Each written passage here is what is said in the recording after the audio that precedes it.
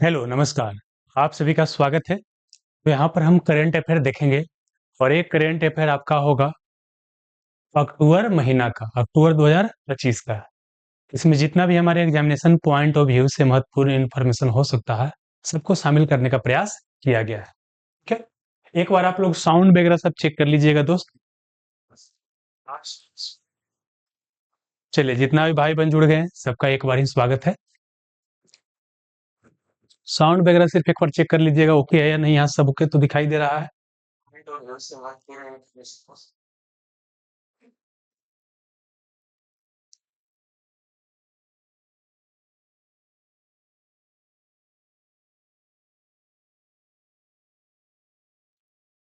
चलिए, सब ओके है तो आगे बढ़ते हैं।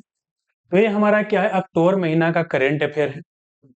इसका पीडीएफ आपको 10 सिलेक्शन गुरु टेलीग्राम चैनल पर मिल जाएगा और एप्लीकेशन 10 सिलेक्शन गुरु एप्लीकेशन पर देख रहे हैं तो वहां पर भी अक्टूबर महीना का करंट अफेयर में आपको मिल जाएगा। ठीक है, चलिए, एक जरूरी इंफॉर्मेशन क्या है, 15 दिसंबर से आपको बिहार दरवा के लिए जो भी महत्वपूर्ण करंट अफेयर हो सकता है, क्योंकि 15 से 25 के रेंज में क्वेश्चन पूछ रहा है, मतलब बहुत ही महत्वपूर्ण है, तो उसके लिए क्या है, स्पेशल टेस्ट सीरीज का आयोजन किया जाएगा। तो आपको 15 दिसंबर से शुरू होगा 10 सिलेक्शन गुरु एप्लीकेशन पर। ठीक है, चलिए, इसके अलावा इसमें क्या है, 1.5 साल के आसपास करेंट अफेयर, मतलब एग्जामिनेशन पॉइंट ऑफ व्यू से दरोगा के लिए जितना महत्वपूर्ण हो सकता है ना, सारा किया जाएगा, वो करवाया जाएगा। ठीक है, चलिए,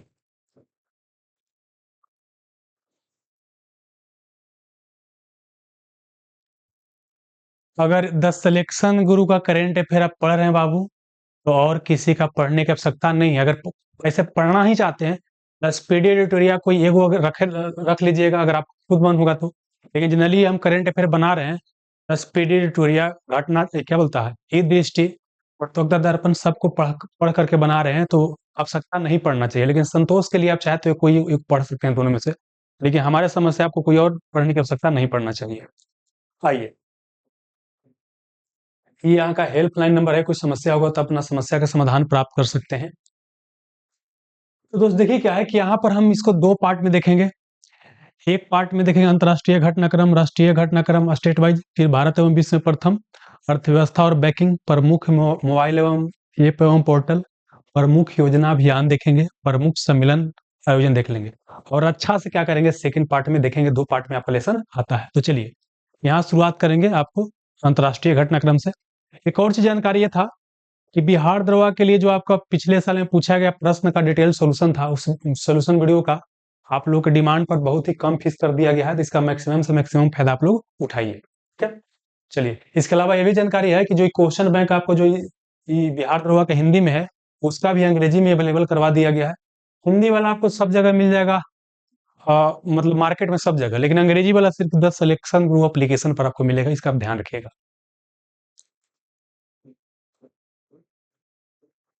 हाँ दोस्तों, यहाँ से हमको देखना था।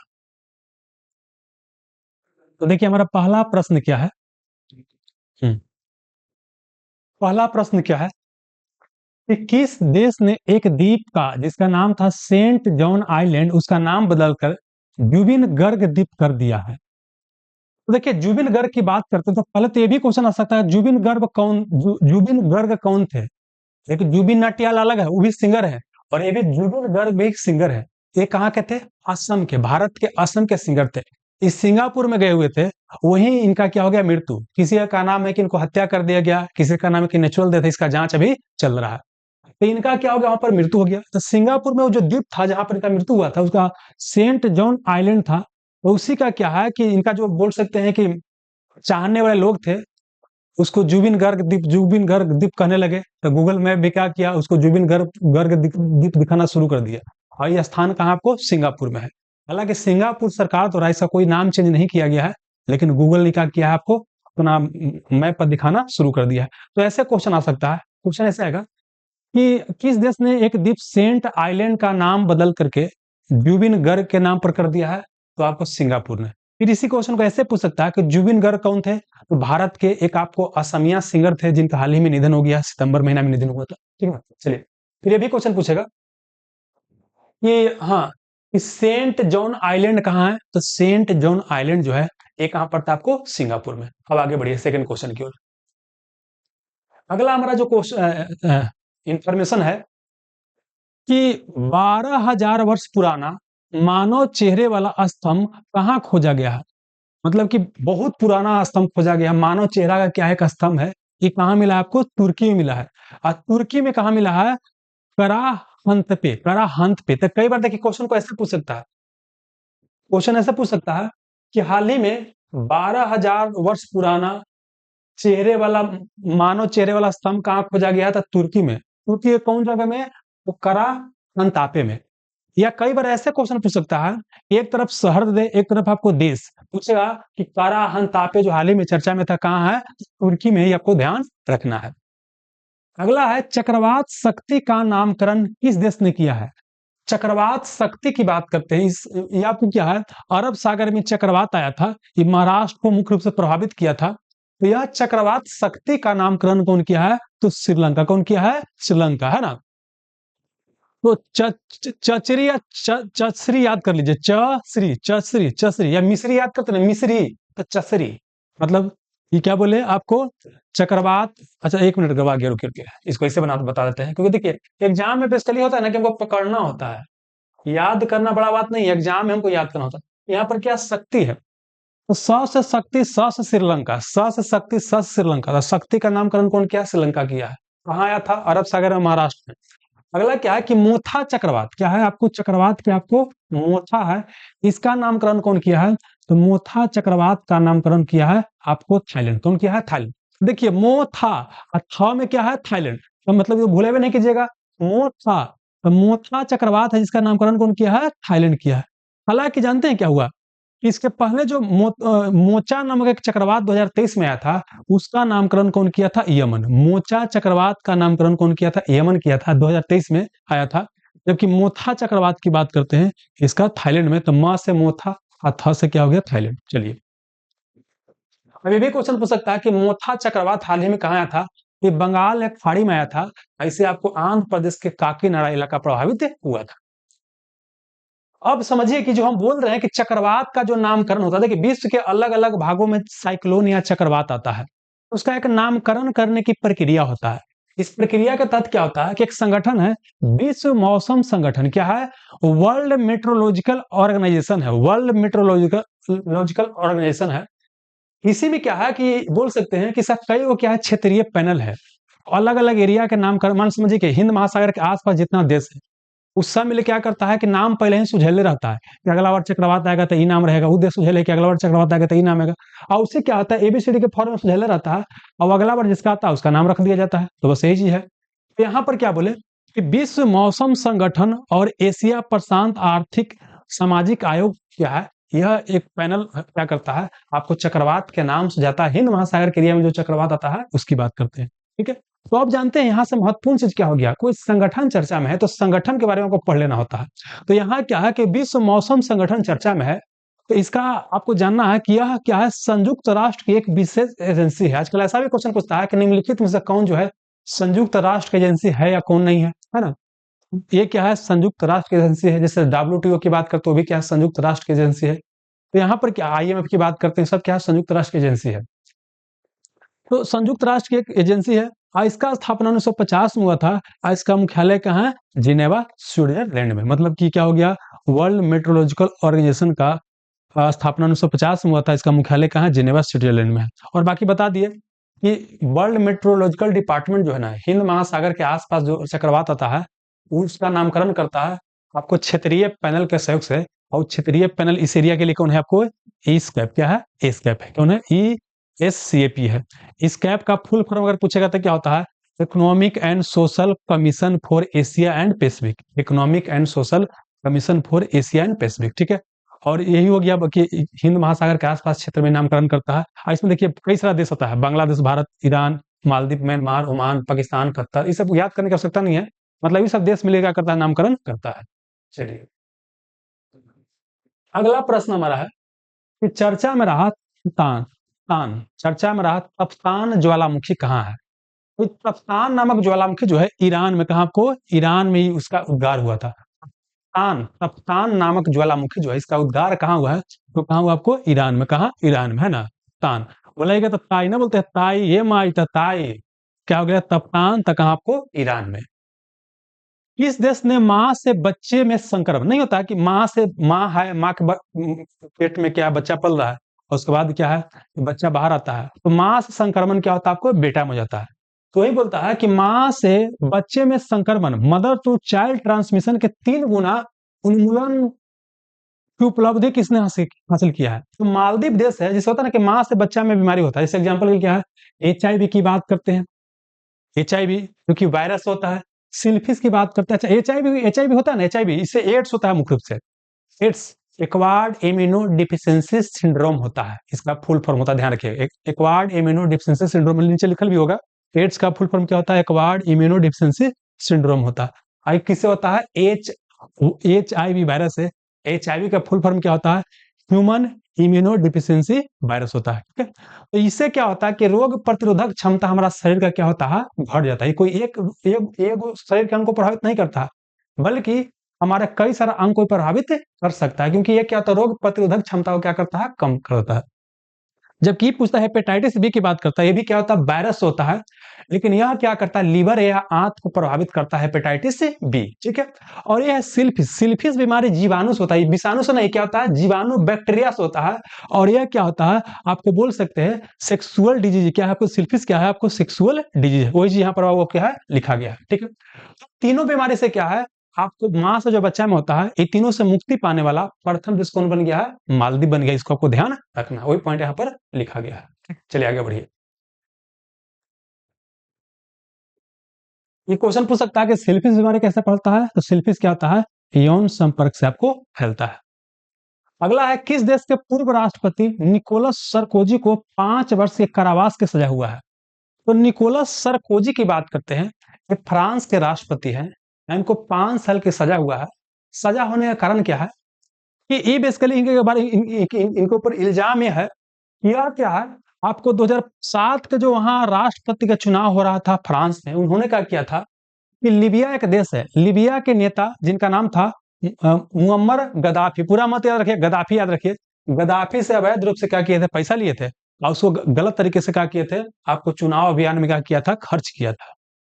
और फ्रांस का ऐसा प्रथम राष्ट्रपति बन गए हैं जिनके ऊपर मुकदमा चला है, जिनको जेल में रहना पड़ रहा है। तो क्या नाम है आपको? Nicolas Sarkozy, Nicolas Sarkozy. बस हो गया काम, आगे चलिएगा। अगला हमारा क्या है? किस देश ने 50 साल पुराने कफाला सिस्टम को खत्म कर दिया है? कफाला सिस्टम को खत्म कौन कर दिया है? कौन आपको? सऊदी अरब। कौन आपको? सऊदी अरब कफाला सिस्टम को खत्म कर दिया है। कई बार ऐसे एग्जाम में क्वेश्चन आ सकता है कि कफाला क्या होता है। कई बार क्या है, कोई शब्द चर्चा में होता है, उसका अर्थ पूछता है। जैसे हमको याद है एक और एग्जाम था यूपीएससी के 2020 में, उसमें क्या है, हुंडी शब्द का अर्थ पूछ दिया था कि हुंडी का अर्थ क्या होता है? हुंडी, हुंडी का अर्थ क्या होता है? पहले जो पैसा का लेन देन होता था उसी को हुंडी कहते थे। ठीक ना? कफाला मतलब क्या होता है? जैसे समान तौर पे क्या होता है, कोई विदेशी जो होता है अगर सऊदी अरब में काम करने जाता है, तो एक एजेंट के भरोसे जाता है। क्या होता है? एक एजेंट के भरोसे जाता है काम करने। ठीक ना? समान तो कोई एजेंट कौन होता है? जो कंपनी होता है वही क्या बनता है? एजेंट बनता है। और उसके बाद वहां जाने के बाद उसका सब कागज पत्र सब अपने यहाँ रख लेता है और उसके यहाँ काम करता है। उसके मर्जी के बिना वो आदमी अपना काम नहीं बदल सकता है। एक तरह क्या बोल सकते हैं कि आधुनिक समय में बोल सकते हैं कि गुलामी जैसा वो प्रथा था, इसको क्या कर दिया गया है? समाप्त कर दिया। यही क्या था? आपको कफाला सिस्टम था। क्या था? कफाला सिस्टम था, है ना? तो वही लिखल है। कफाला का अरबी में अर्थ क्या होता है? स्पॉन्सरशिप। इस प्रणाली के तहत किसी भी विदेशी प्रवासी श्रमिक को काम करने और रहने के लिए एक स्थानीय प्रयोक्ता, मतलब यहाँ से सऊदी अरब में अगर जा रहा है तो वहां कोई स्थानीय क्या है, आपको प्रयोक्ता या बोल सकते हैं एक आदमी की आवश्यकता पड़ता है, तभी वहां पर वो जा सकता है, वहां पर अगर काम कर सकता है। इस सिस्टम को कर दिया गया, समाप्त कर दिया गया। ठीक है, बस वही कफाला सिस्टम सऊदी अरब समाप्त कर दिया। तो अब आते हैं क्या क्या यहाँ इंटरनेशनल रिलेशन का क्वेश्चन हमको देखना था, जल्दी से देख लेते हैं। सेंट जॉन आइलैंड कहाँ है? सिंगापुर में। इसका नाम किसके नाम पर चेंज किया गया है? जुबिन गर्ग के नाम पर। जुबिन गर्ग कौन थे? भारत के सिंगर थे। कौन राज्य से थे? असम से। आगे चलिएगा। फिर क्या बोले? 12,000 वर्ष पुराना मानव चेहरे वाला स्तंभ कहाँ खोजा गया? तुर्की में। तुर्की कौन सा जगह में? कराहंता पे, कराहंता पे। चक्रवात शक्ति का नामकरण कौन किया? श्रीलंका। सशक्ति स श्रीलंका। अच्छा, इस शक्ति कहाँ आया था? अरब सागर में जो है महाराष्ट्र के इलाका को प्रभावित किया था। मोथा चक्रवात का नामकरण कौन किया था? म से मोथा और थ से थाईलैंड। कौन किया है? तो थाईलैंड नामकरण किया है। और ये बंगाल एक खाड़ी में आया था, ठीक है ना, आंध्र प्रदेश के इलाका में। जबकि एक मोचा चक्रवात 2023 में आया था, या मोथा चक्रवात 2023 में जो आया था उसका नामकरण यमन किया था।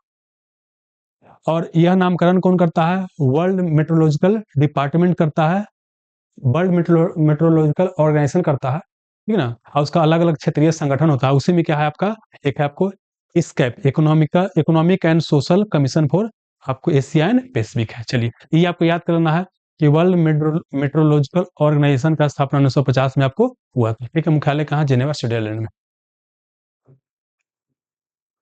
और तफ्तान ज्वालामुखी कहाँ आया था? आपको ईरान में, ताई दस तफ्तान इस ईरान में। किस देश ने मां से बच्चे में जो संक्रमण होता है, एचआईवी का, सिल्फिस का, हेपेटाइटिस का, उसको उन्मूलन कर दिया है? मालदीव ने, ठीक है। और एचआईवी होता है ह्यूमन इम्यूनो डिफिशियंसी वायरस होता है, और इसी से एड्स होता है, एक्वायर्ड इम्यूनो डिफिशियंसी सिंड्रोम होता है, ठीक है। और यह सब वायरस होता है।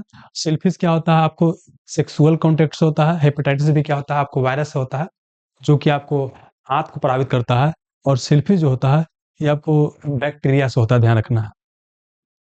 फिर क्या बोले कि निकोलस सरकोजी को 5 वर्ष की सजा हुआ है, कि कौन देश के हैं? आपको क्या बोलता है, फ्रांस के हैं। फिर क्या बोले, 50 साल पुराने कफाला सिस्टम को कौन समाप्त कर दिया है? तो कौन समाप्त कर दिया है? ये आपको सऊदी अरब समाप्त कर दिया है, ठीक है। आइए, अब राष्ट्रीय घटनाक्रम में देवबाबू क्या है? पहला तो क्या, पश्चिम बंगाल से क्या न्यूज है कि एनसीआरबी रिपोर्ट के अनुसार कौन चौथे साल भारत का सबसे सुरक्षित शहर है? भारत का सबसे सुरक्षित शहर कौन है?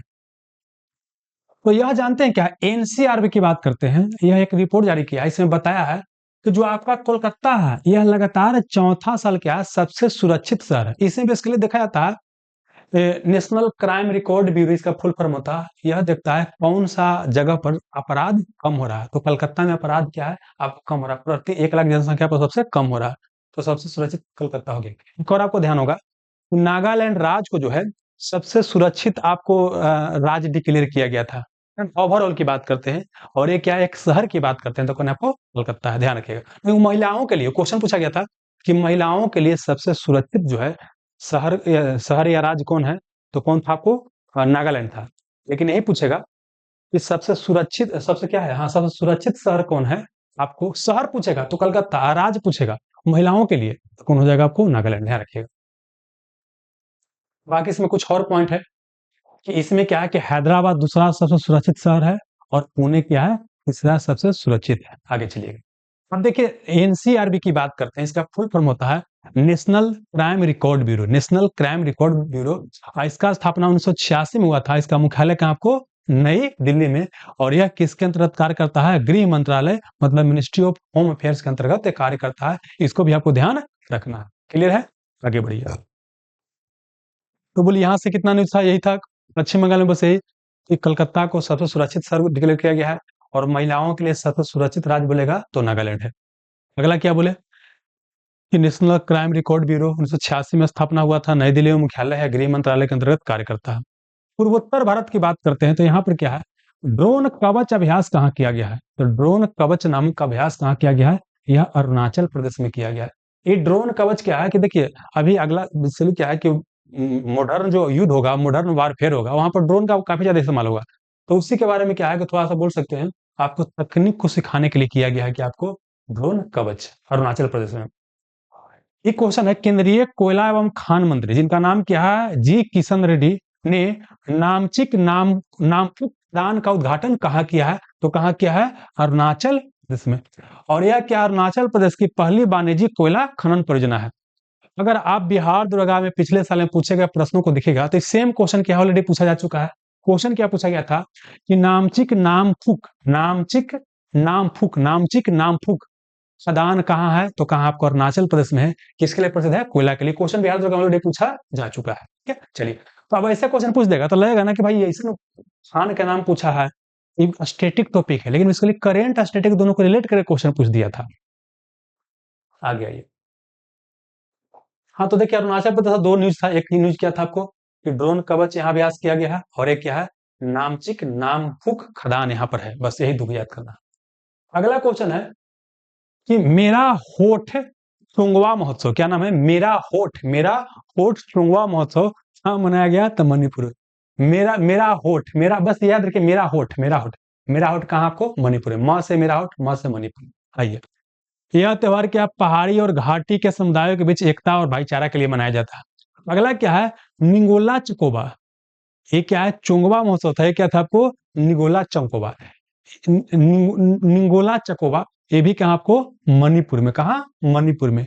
इसमें बेसिकली क्या होता है ना, कि विवाहित महिला जो होती है, देखिए यहाँ पर निगोला का अर्थ क्या होता है, आपको विवाहित महिला या बेटी होता है, और चकवा का अर्थ होता है दावत का निमंत्रण। मतलब कि बेटी क्या हो जाती है, आपका नैहर जाती है, और वहां उसका भाई क्या होता है, माता पिता के साथ क्या होता है, दावत चलता है, यही क्या होगी आपको, निगोला चकोबा। तो इतना डिटेल में नहीं पूछेगा, बस पूछेगा निगोला चकोबा कहाँ मनाया जाता है, मणिपुर में। आइए, अगला एक और क्वेश्चन है कि मणिपुर की, जिनका नाम क्या नाम है, लिंथोई चानम्बन। क्या नाम है, लिंथोई चानम्बम, लिंथोई चमम्बन। पेरू की लीमा में आयोजित विश्व जूनियर लूडो चैंपियनशिप 2025 में कौन सा पदक जीता है, तो यह ब्रॉन्ज मेडल या कांस्य पदक जीता है। और यह जूनियर जूडो विश्व चैंपियनशिप में पदक जीतने वाले प्रथम महिला है, भारतीय महिला है, इसलिए ये महत्वपूर्ण हो जाता है। क्या बोले, लिंथोई चानम्बम, लिंथोई चानम्बम। ये पेरू के लीमा में, पेरू देश के लीमा में विश्व जूनियर जूडो चैंपियनशिप आयोजित किया गया, उसमें आपको लिंथोई चानम्बम क्या जीती है, तो आपको कांस्य पदक देती है। अगर आपको थोड़ा सा ध्यान आ रहा होगा, अगर आप लोग को ध्यान आ रहा होगा, नहीं बाबू, इस बैच में देखिए जो बच्चा एडमिशन लिए हुए उनके लिए अलग से कुछ पैसा उसा पे करने की आवश्यकता नहीं है। इस बैच में जो ही बच्चे एडमिशन लिए हुए हैं यार, मात्र 99 रुपया में सब करवा रहे हैं यार, आप लोग पढ़ो तो क्या टेंशन ले रहे हो, पैसा नहीं लगेगा। बस खाली आप लोग पढ़िए, जितना समझा रहे हैं बस पढ़िए, और कुछ देने की आवश्यकता नहीं है, सही है। हाँ, तो क्या बोले, क्या तो बोल रहे थे, भूल तो गए हो, क्या बोल रहे थे, क्या तो बोल रहे थे, भुला तो गए हैं। हाँ, ये बताना चाह रहा था कि देखिए पेरू की लीमा है ना, लीमा, यहाँ पर जानते क्या, अंतर्राष्ट्रीय आलू अनुसंधान केंद्र है, याद रखिए, अंतर्राष्ट्रीय आलू अनुसंधान केंद्र कहाँ है, यही पेरू लीमा में है। जबकि राष्ट्रीय आलू अनुसंधान केंद्र बोलेगा तो यही कहाँ है, ये आपको शिमला हिमाचल प्रदेश में है। ये दोनों क्वेश्चन अलग अलग एग्जाम में पूछा जा चुका है, ध्यान रखिएगा। आगे आइए,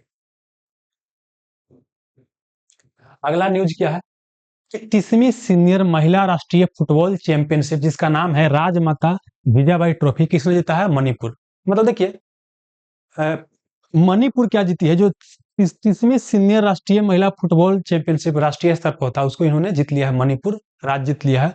ऐसे चैंपियनशिप को क्या बोलते हैं, राजमाता जिजाबाई ट्रॉफी कहते हैं। कौन जीता है, मणिपुर जीता है। आगे चलिएगा, अगला न्यूज क्या है, छत्तीसगढ़ के नारायणपुर में, अच्छा ये जो सॉरी 30वीं जो सीनियर महिला राष्ट्रीय चैंपियनशिप हुआ था ना, ये क्या हुआ था, छत्तीसगढ़ के नारायणपुर में हुआ था। और इसका उप विजेता कौन था, पश्चिम बंगाल। तो इतना डीप नहीं पूछेगा, बस पूछेगा कौन जीता है, किसको हरा के जीता है, पश्चिम बंगाल को हराकर मणिपुर जीता है।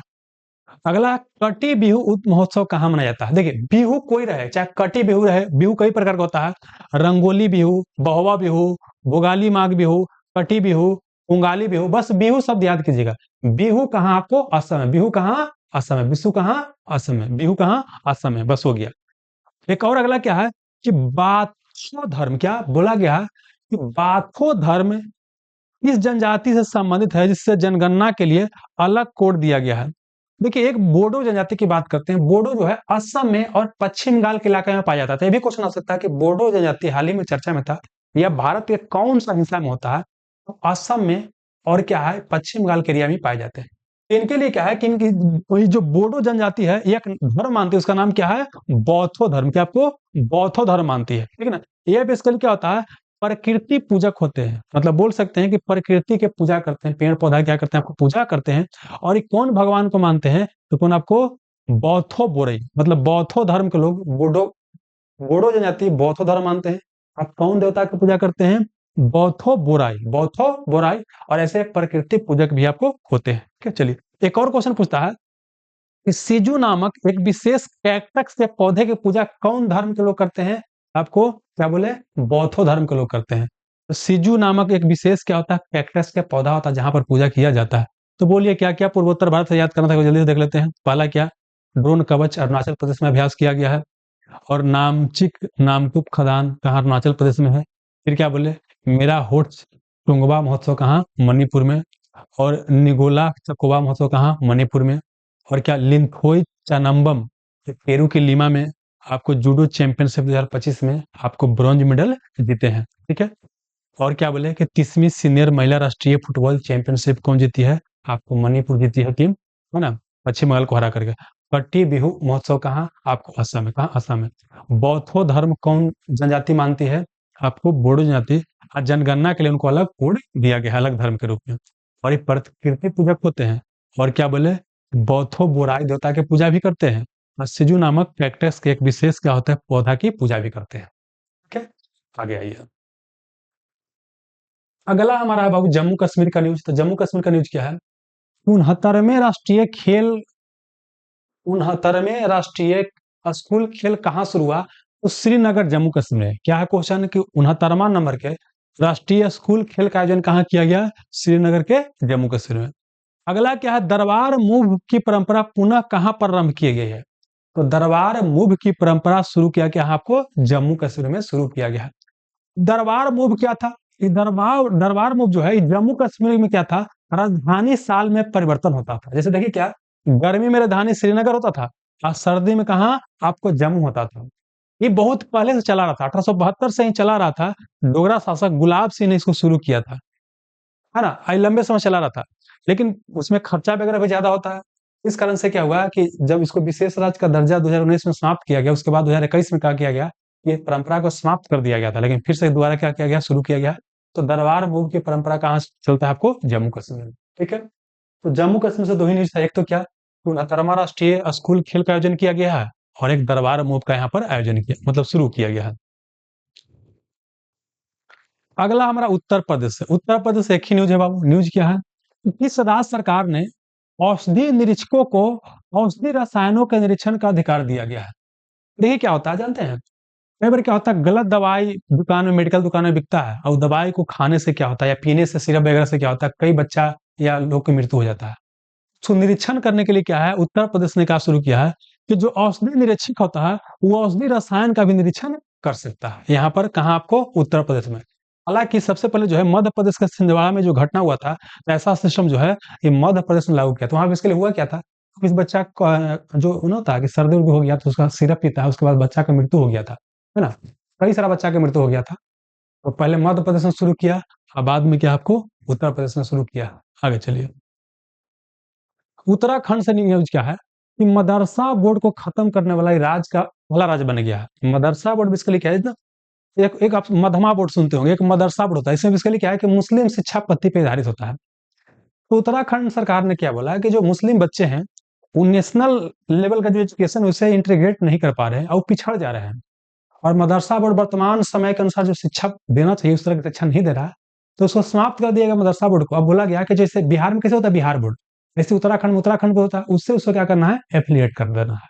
तो वही लिखा गया है कि मदरसा बोर्ड को खत्म करने वाला पहला राज्य कौन बन गया है, तो कौन, आपको उत्तराखंड बन गया है। और अब उसको उत्तराखंड से क्या होना, संबंध करना आवश्यक होगा। आइए अगला उत्तराखंड से न्यूज क्या है, केदारनाथ रोपवे प्रोजेक्ट किसने प्राप्त किया है। केदारनाथ रोपवे प्रोजेक्ट दिया गया है अडानी ग्रुप को, मतलब अडानी अंबानी को तो मिलवे करता है आजकल, है ना। आइए ये आलोचक का नाम है। यह देखिए परियोजना ना इस सोनमार्ग को केदारनाथ धाम से जोड़ेगा। एक केदारनाथ रोपवे प्रोजेक्ट जो शुरू किया गया है, यह सोनमार्ग को, सोनप्रयाग को केदारनाथ धाम से क्या करेगा, जुड़ेगा। ये अडानी ग्रुप इसको बना रहा है, अडानी इंटरप्राइजेज लिमिटेड बना रहा है। अगला क्या है, ये भी बहुत महत्वपूर्ण है कि भारत एआई 2026, देखिए समझिएगा, भारत एआई 2026 मतलब एआई के आर्टिफिशियल इंटेलिजेंस के ऊपर 2026 में मीटिंग होने वाला है। 2026 में वो कहाँ, आपको नई दिल्ली में। नहीं होता कि शादी होने वाला है, शादी क्या है माने कि अप्रैल में होने वाला है, मेन शादी, मेन टिका टिका बोल शादी वाला बात करते हैं। और उससे पहले एक होता है अंगूठी पहनावे वाला, उसको रिंग सेरेमनी बोलते हैं, तो वो होता है पटना हो गया। ऐसे समझना क्या है, जो मेन जो आपको एआई समिट होने वाला है, ये आपको नई दिल्ली में होने वाला है। लेकिन उससे पहले को प्री वाला बोल सकते हैं, किया गया है। ये कहाँ किया गया, एआई इम्पैक्ट शिखर सम्मेलन, तो ये कहाँ किया गया, देहरादून उत्तराखंड में। कहाँ, देहरादून उत्तराखंड में किया गया है। लेकिन मेन कहाँ होगा, तो मेन कहाँ होगा, आपको नई दिल्ली में। कहाँ होगा, आपको नई दिल्ली में, का ध्यान रखना है। आगे चलिए। अगला कि भारत का पहला ग्लास सस्पेंशन ब्रिज, जहां पहला या बड़ा शब्द आ गया वो महत्वपूर्ण हो जाता है, महत्वपूर्ण है। भारत का पहला ग्लास सस्पेंशन ब्रिज जिसका नाम रखा गया बजरंग सेतु, ये कहाँ बनाया जा रहा है? उत्तराखंड के श्रीकेश में, गंगा नदी पर। किसके ऊपर? गंगा नदी पर। पहले यहाँ लक्ष्मण झूला था, तो ये भी क्वेश्चन आ सकता है कि लक्ष्मण झूला कहाँ था? उत्तराखंड में। या लक्ष्मण झूला कहाँ? उत्तराखंड में। फिर पूछेगा कि बजरंग सेतु कहाँ बनाया जा रहा है? आपको उत्तराखंड में। कहाँ? आपको ऋषिकेश में। और ये क्या होगा? भारत का पहला ग्लास सस्पेंशन क्या होगा? ब्रिज होगा। ठीक है, तो चलिए उत्तराखंड से क्या क्या न्यूज था जल्दी से देख लेते हैं। पहला तो क्या है कि मदरसा बोर्ड खत्म कर दिया है। और अगला क्या बोले? केदारनाथ रोपवे प्रोजेक्ट बनाया जा रहा है, जो कि सोनप्रयाग को केदारनाथ से आपको जुड़ेगा। ये अडानी ग्रुप बना रहा है। और एआई 2026 जो मेन समिट होने वाला नई दिल्ली में, उससे पहले कहाँ किया गया है? आपको देहरादून में किया गया है। फिर क्या बोले कि पहला ग्लास सस्पेंशन ब्रिज जिसका नाम बजरंग सेतु रखा गया है, ये कहाँ बनाया जा रहा है? तो ये आपको ऋषिकेश उत्तराखंड में बनाया जा रहा है। और कहाँ पर? लक्ष्मण झूला था वहीं पर। लक्ष्मण झूला को सुरक्षा कारण से बंद कर दिया गया है, तो ये भी क्वेश्चन आएगा कि लक्ष्मण झूला कहाँ है? उत्तराखंड में। आगे चलिए, अब मध्य प्रदेश से क्या न्यूज है बाबू? आइए, यहाँ न्यूज क्या है कि हाथियों के निगरानी के लिए गज रक्षक ऐप कहाँ लॉन्च किया गया है? तो हाथी की निगरानी के ऊपर, निगरानी के लिए गज रक्षक, गज मतलब हाथी होता है, गज रक्षक ऐप जो है ये कहाँ शुरू किया गया है? मध्य प्रदेश के बांधवगढ़ टाइगर रिजर्व में। बांधवगढ़ टाइगर रिजर्व में। और यह देखिए, विश्व बाघ दिवस जो कि 29 जुलाई को मनाया गया था, उसी समय क्या है कि भोपाल में वहां के मुख्यमंत्री मोहन यादव ये क्या किए थे? उद्घाटन किए थे। लेकिन इसको लागू कब से किया गया है? इंप्लीमेंट कब से किया गया है? 1 अक्टूबर 2025 से। तो देखिए क्वेश्चन क्या क्या पूछेगा। पहला क्वेश्चन पूछेगा कि गज रक्षक ऐप कहाँ लॉन्च किया गया? मध्य प्रदेश में। मध्य प्रदेश में कहाँ? बांधवगढ़ टाइगर रिजर्व में। तो ये भी क्वेश्चन आएगा कि बांधवगढ़ टाइगर रिजर्व कहाँ है? मध्य प्रदेश में है। फिर ये भी क्वेश्चन बहुत महत्वपूर्ण है कि विश्व बाघ दिवस कब मनाते हैं? तो विश्व बाघ दिवस कहाँ? 29 जुलाई को मनाते हैं। इतना आपको याद रखना है। ठीक है, और एक और चीज आपको ध्यान रखना है कि हाथी की बात करते हैं। एक बाघ को बचाने के लिए प्रोजेक्ट टाइगर, क्या बोले? बाघ को बचाने के लिए हमारे यहाँ प्रोजेक्ट टाइगर शुरू किया गया था। प्रोजेक्ट टाइगर जो है यह 1973 में शुरू किया गया था, जबकि प्रोजेक्ट एलिफेंट जो है ये आपको 1992 में शुरू किया गया था। इसको भी आपको ध्यान रखना है। और भारत में सबसे अधिक हाथी कहाँ पाया जाता है? तो भारत में सबसे अधिक हाथी कर्नाटक में पाया जाता है। इसको भी ध्यान रखना। बाघ सबसे अधिक मध्य प्रदेश में, और हाथी सबसे अधिक कहाँ? कर्नाटक में। दोनों का आपको ध्यान रखना। आगे चलिए, अगला है कि भारत की पहली चीता सफारी कहाँ शुरू किया गया है?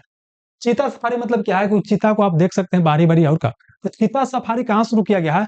कुन्नू नेशनल पार्क में। और कुन्नू नेशनल पार्क भी कहाँ है? मध्य प्रदेश में। कुन्नू नेशनल पार्क से कई बार क्वेश्चन पूछा जा चुका है ऑलरेडी। अभी आपको पता होगा कि हमारे यहाँ चीता खत्म हो गया था, तो चीता को भारत में फिर से मतलब लाने के लिए प्रोजेक्ट चीता शुरू किया गया था। और उसके तहत क्या किया गया था कि अफ्रीका के देश नबीबिया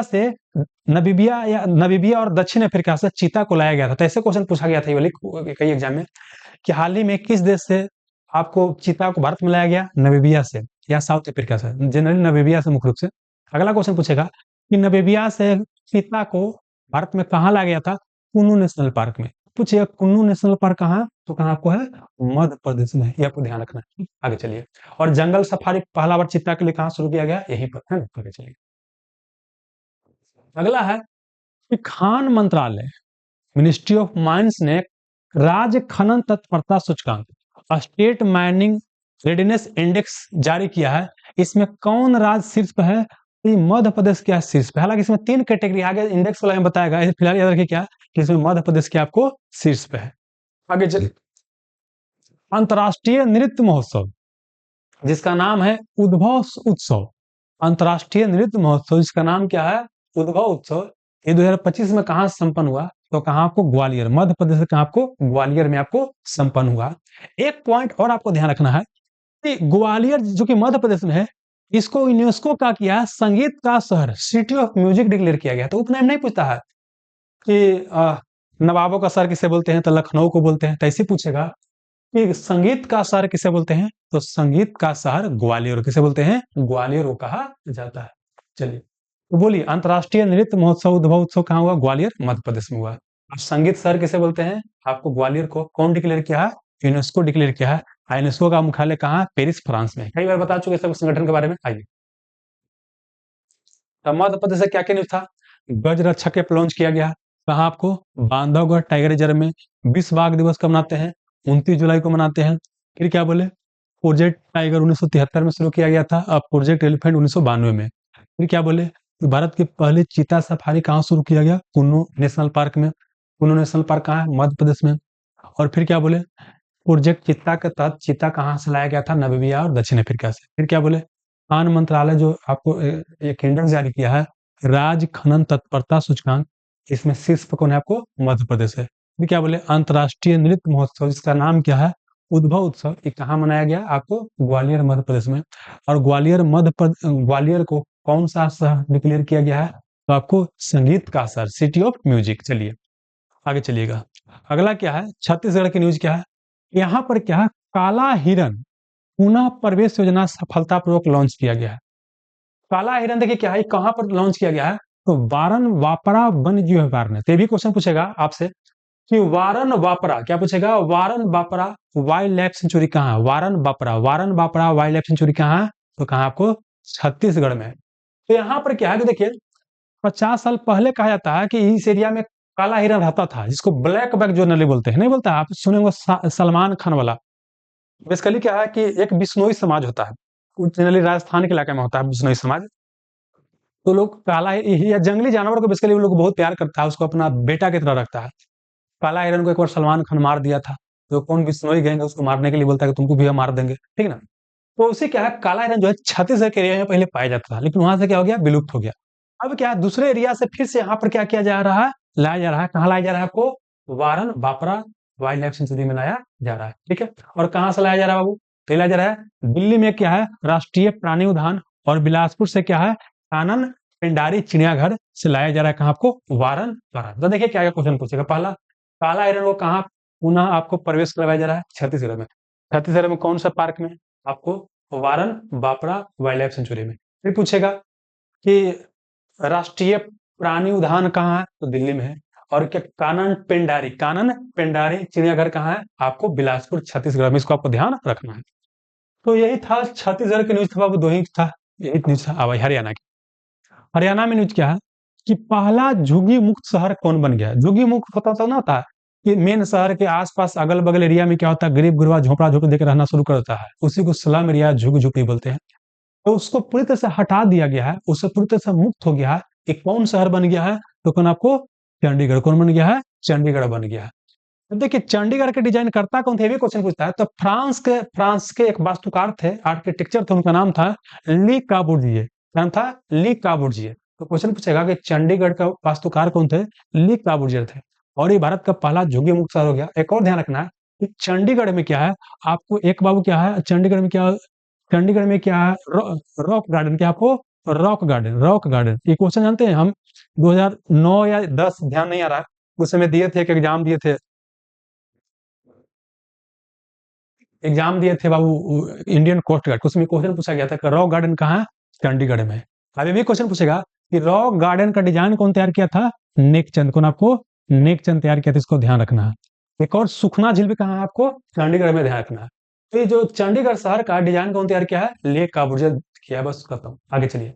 11वां भारत अंतर्राष्ट्रीय विज्ञान महोत्सव, इंडिया इंटरनेशनल साइंस फेस्टिवल, जो कि 11 नंबर का था, ये कहाँ हुआ आपको, चंडीगढ़ में। कहाँ आपको, चंडीगढ़ में। हालांकि कहा था कि जो मुख्य जो आयोजन होगा पंचकुला में, कहाँ होगा आपको, हरियाणा का कहाँ होगा, पंचकुला में होगा, हरियाणा का पंचकुला में होगा।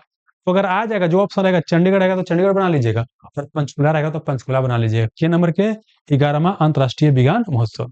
इसका थीम क्या था, थीम था विज्ञान से समृद्धि आत्मनिर्भर भारत के लिए। मतलब कि विज्ञान से समृद्धि और आत्मनिर्भर भारत, इसका क्या था आपको, थीम। अगला आइए बाबू, अगला क्या है, मानेसर गुरुग्राम में नमो वन की आधारशिला रखा गया है, किसके द्वारा, वहां के तत्कालीन मुख्यमंत्री मनोहर लाल खट्टर थे और पर्यावरण मंत्री भूपेंद्र यादव द्वारा। जनरली इस क्वेश्चन कैसे पूछ सकता है कि हाल ही में हरियाणा में नमो वन की आधारशिला रखा गया है, कौन सा जगह पर, तो कहाँ आपको, मानेसर। मानेसर कहाँ पड़ता है आपको, हरियाणा में पड़ता है। अब देखिए नमो की बात करते हैं, नमो का मत फुल फॉर्म क्या होता है, ये बेसिकली क्या नरेंद्र मोदी से इनका बोल सकते हैं क्या है, आपको प्रभावित है। तो एन से होता है क्या, नेचर, ए से होता है एडेप्ट, एम से होता है मॉडर्न आउटकम। क्या हो गया, नेचर एडॉप्टेड मॉडर्न आउटकम, ये क्या हो गया आपको, नमो वन हो गया। एक बहुत महत्वपूर्ण चीज ध्यान रखना कि यहाँ पर क्या है ना, कि मानेसर में जो आपको जंगल बनाया जा रहा है, कौन तकनीक से? मियावाकी तकनीक से। तो एक बार ये भी क्वेश्चन पूछा गया कि मियावाकी तकनीक हाल ही में चर्चा में थे, किससे संबंधित है? तो यह जंगल लगाने से संबंधित है। इसमें होता है क्या ना कि शहरी एरिया में क्या होता है, जगह में क्या होता है, इस तकनीक से क्या होता है, जल्दी जल्दी ज्यादा ज्यादा पेड़ लगाने का प्रयास किया जाता है। इसी को बोलते हैं मियावाकी तकनीक। ये जापान में शुरू किया गया था मियावाकी द्वारा, इसलिए इसका नाम रख दिया गया मियावाकी तकनीक। तो मियावाकी तकनीक क्या हो गया? पेड़ लगाने से क्या आपको संबंधित है, ये आपको ध्यान रखना। क्लियर हो गया दोस्त? आगे चलिए। अब आगे दो ही न्यूज था। वो पहला क्या, तो यहाँ क्या क्या न्यूज था कि पहला झुग्गी मुक्त शहर हो गया हरियाणा, और इसका डिजाइन लेह काबूर्जी ने तैयार किया था। फिर क्या बोले, 11वां भारत अंतर्राष्ट्रीय विज्ञान महोत्सव आपको चंडीगढ़ में, और नहीं रहेगा तो पंचकुला बना लीजिएगा। थीम क्या है? विज्ञान समृद्धि आत्मनिर्भर भारत के लिए। और मानेसर गुरुग्राम में नमो वन की आधारशिला रखा गया है। और नमो का फुल फॉर्म होता है नेचर एडॉप्टेड मॉडर्न आउटकम। और कौन तकनीक से विकसित किया जा रहा है? आपको मियावाकी तकनीक। और मियावाकी तकनीक क्या है? गहरे, बोल सकते हैं शहरी एरिया में घने जंगल लगाने से है। आगे बढ़िए। अब आइए दोस्त, राजस्थान को देख लेते हैं जरा। आइए, यहाँ क्या है कि राजस्थान में क्या है कि नमो बायोडाइवर्सिटी पार्क बनाया जा रहा है। क्या है? नमो बायोडाइवर्सिटी पार्क। तो नमो वन तो आपको मानेसर मानेसर था हरियाणा में, ये क्या है? नमो बायोडाइवर्सिटी पार्क बनाया जा रहा है। ये कहाँ? राजस्थान के लौर में। कहाँ? राजस्थान के लौर में। इसके तहत क्या होगा कि पार्क में हजारों पेड़ लगाया जाएगा, जो कार्बन सिंक के रूप में काम करेगा। समझिएगा, पेड़ पौधा जो होता है ना, यह कार्बन को क्या करता है?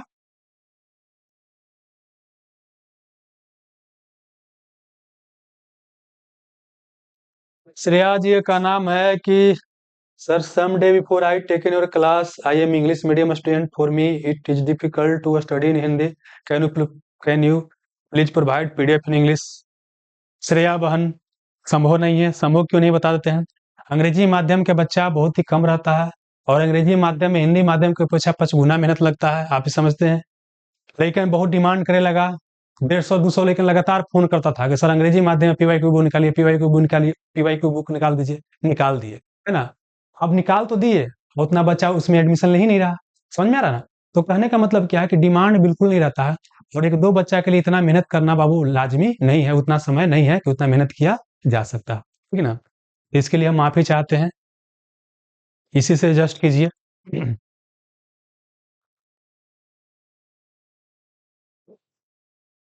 गौरव जी, टेस्ट कब से होगा? बता दिया गया है, टेस्ट आपको 15 दिसंबर से शुरू होने वाला है। आगे चलिए।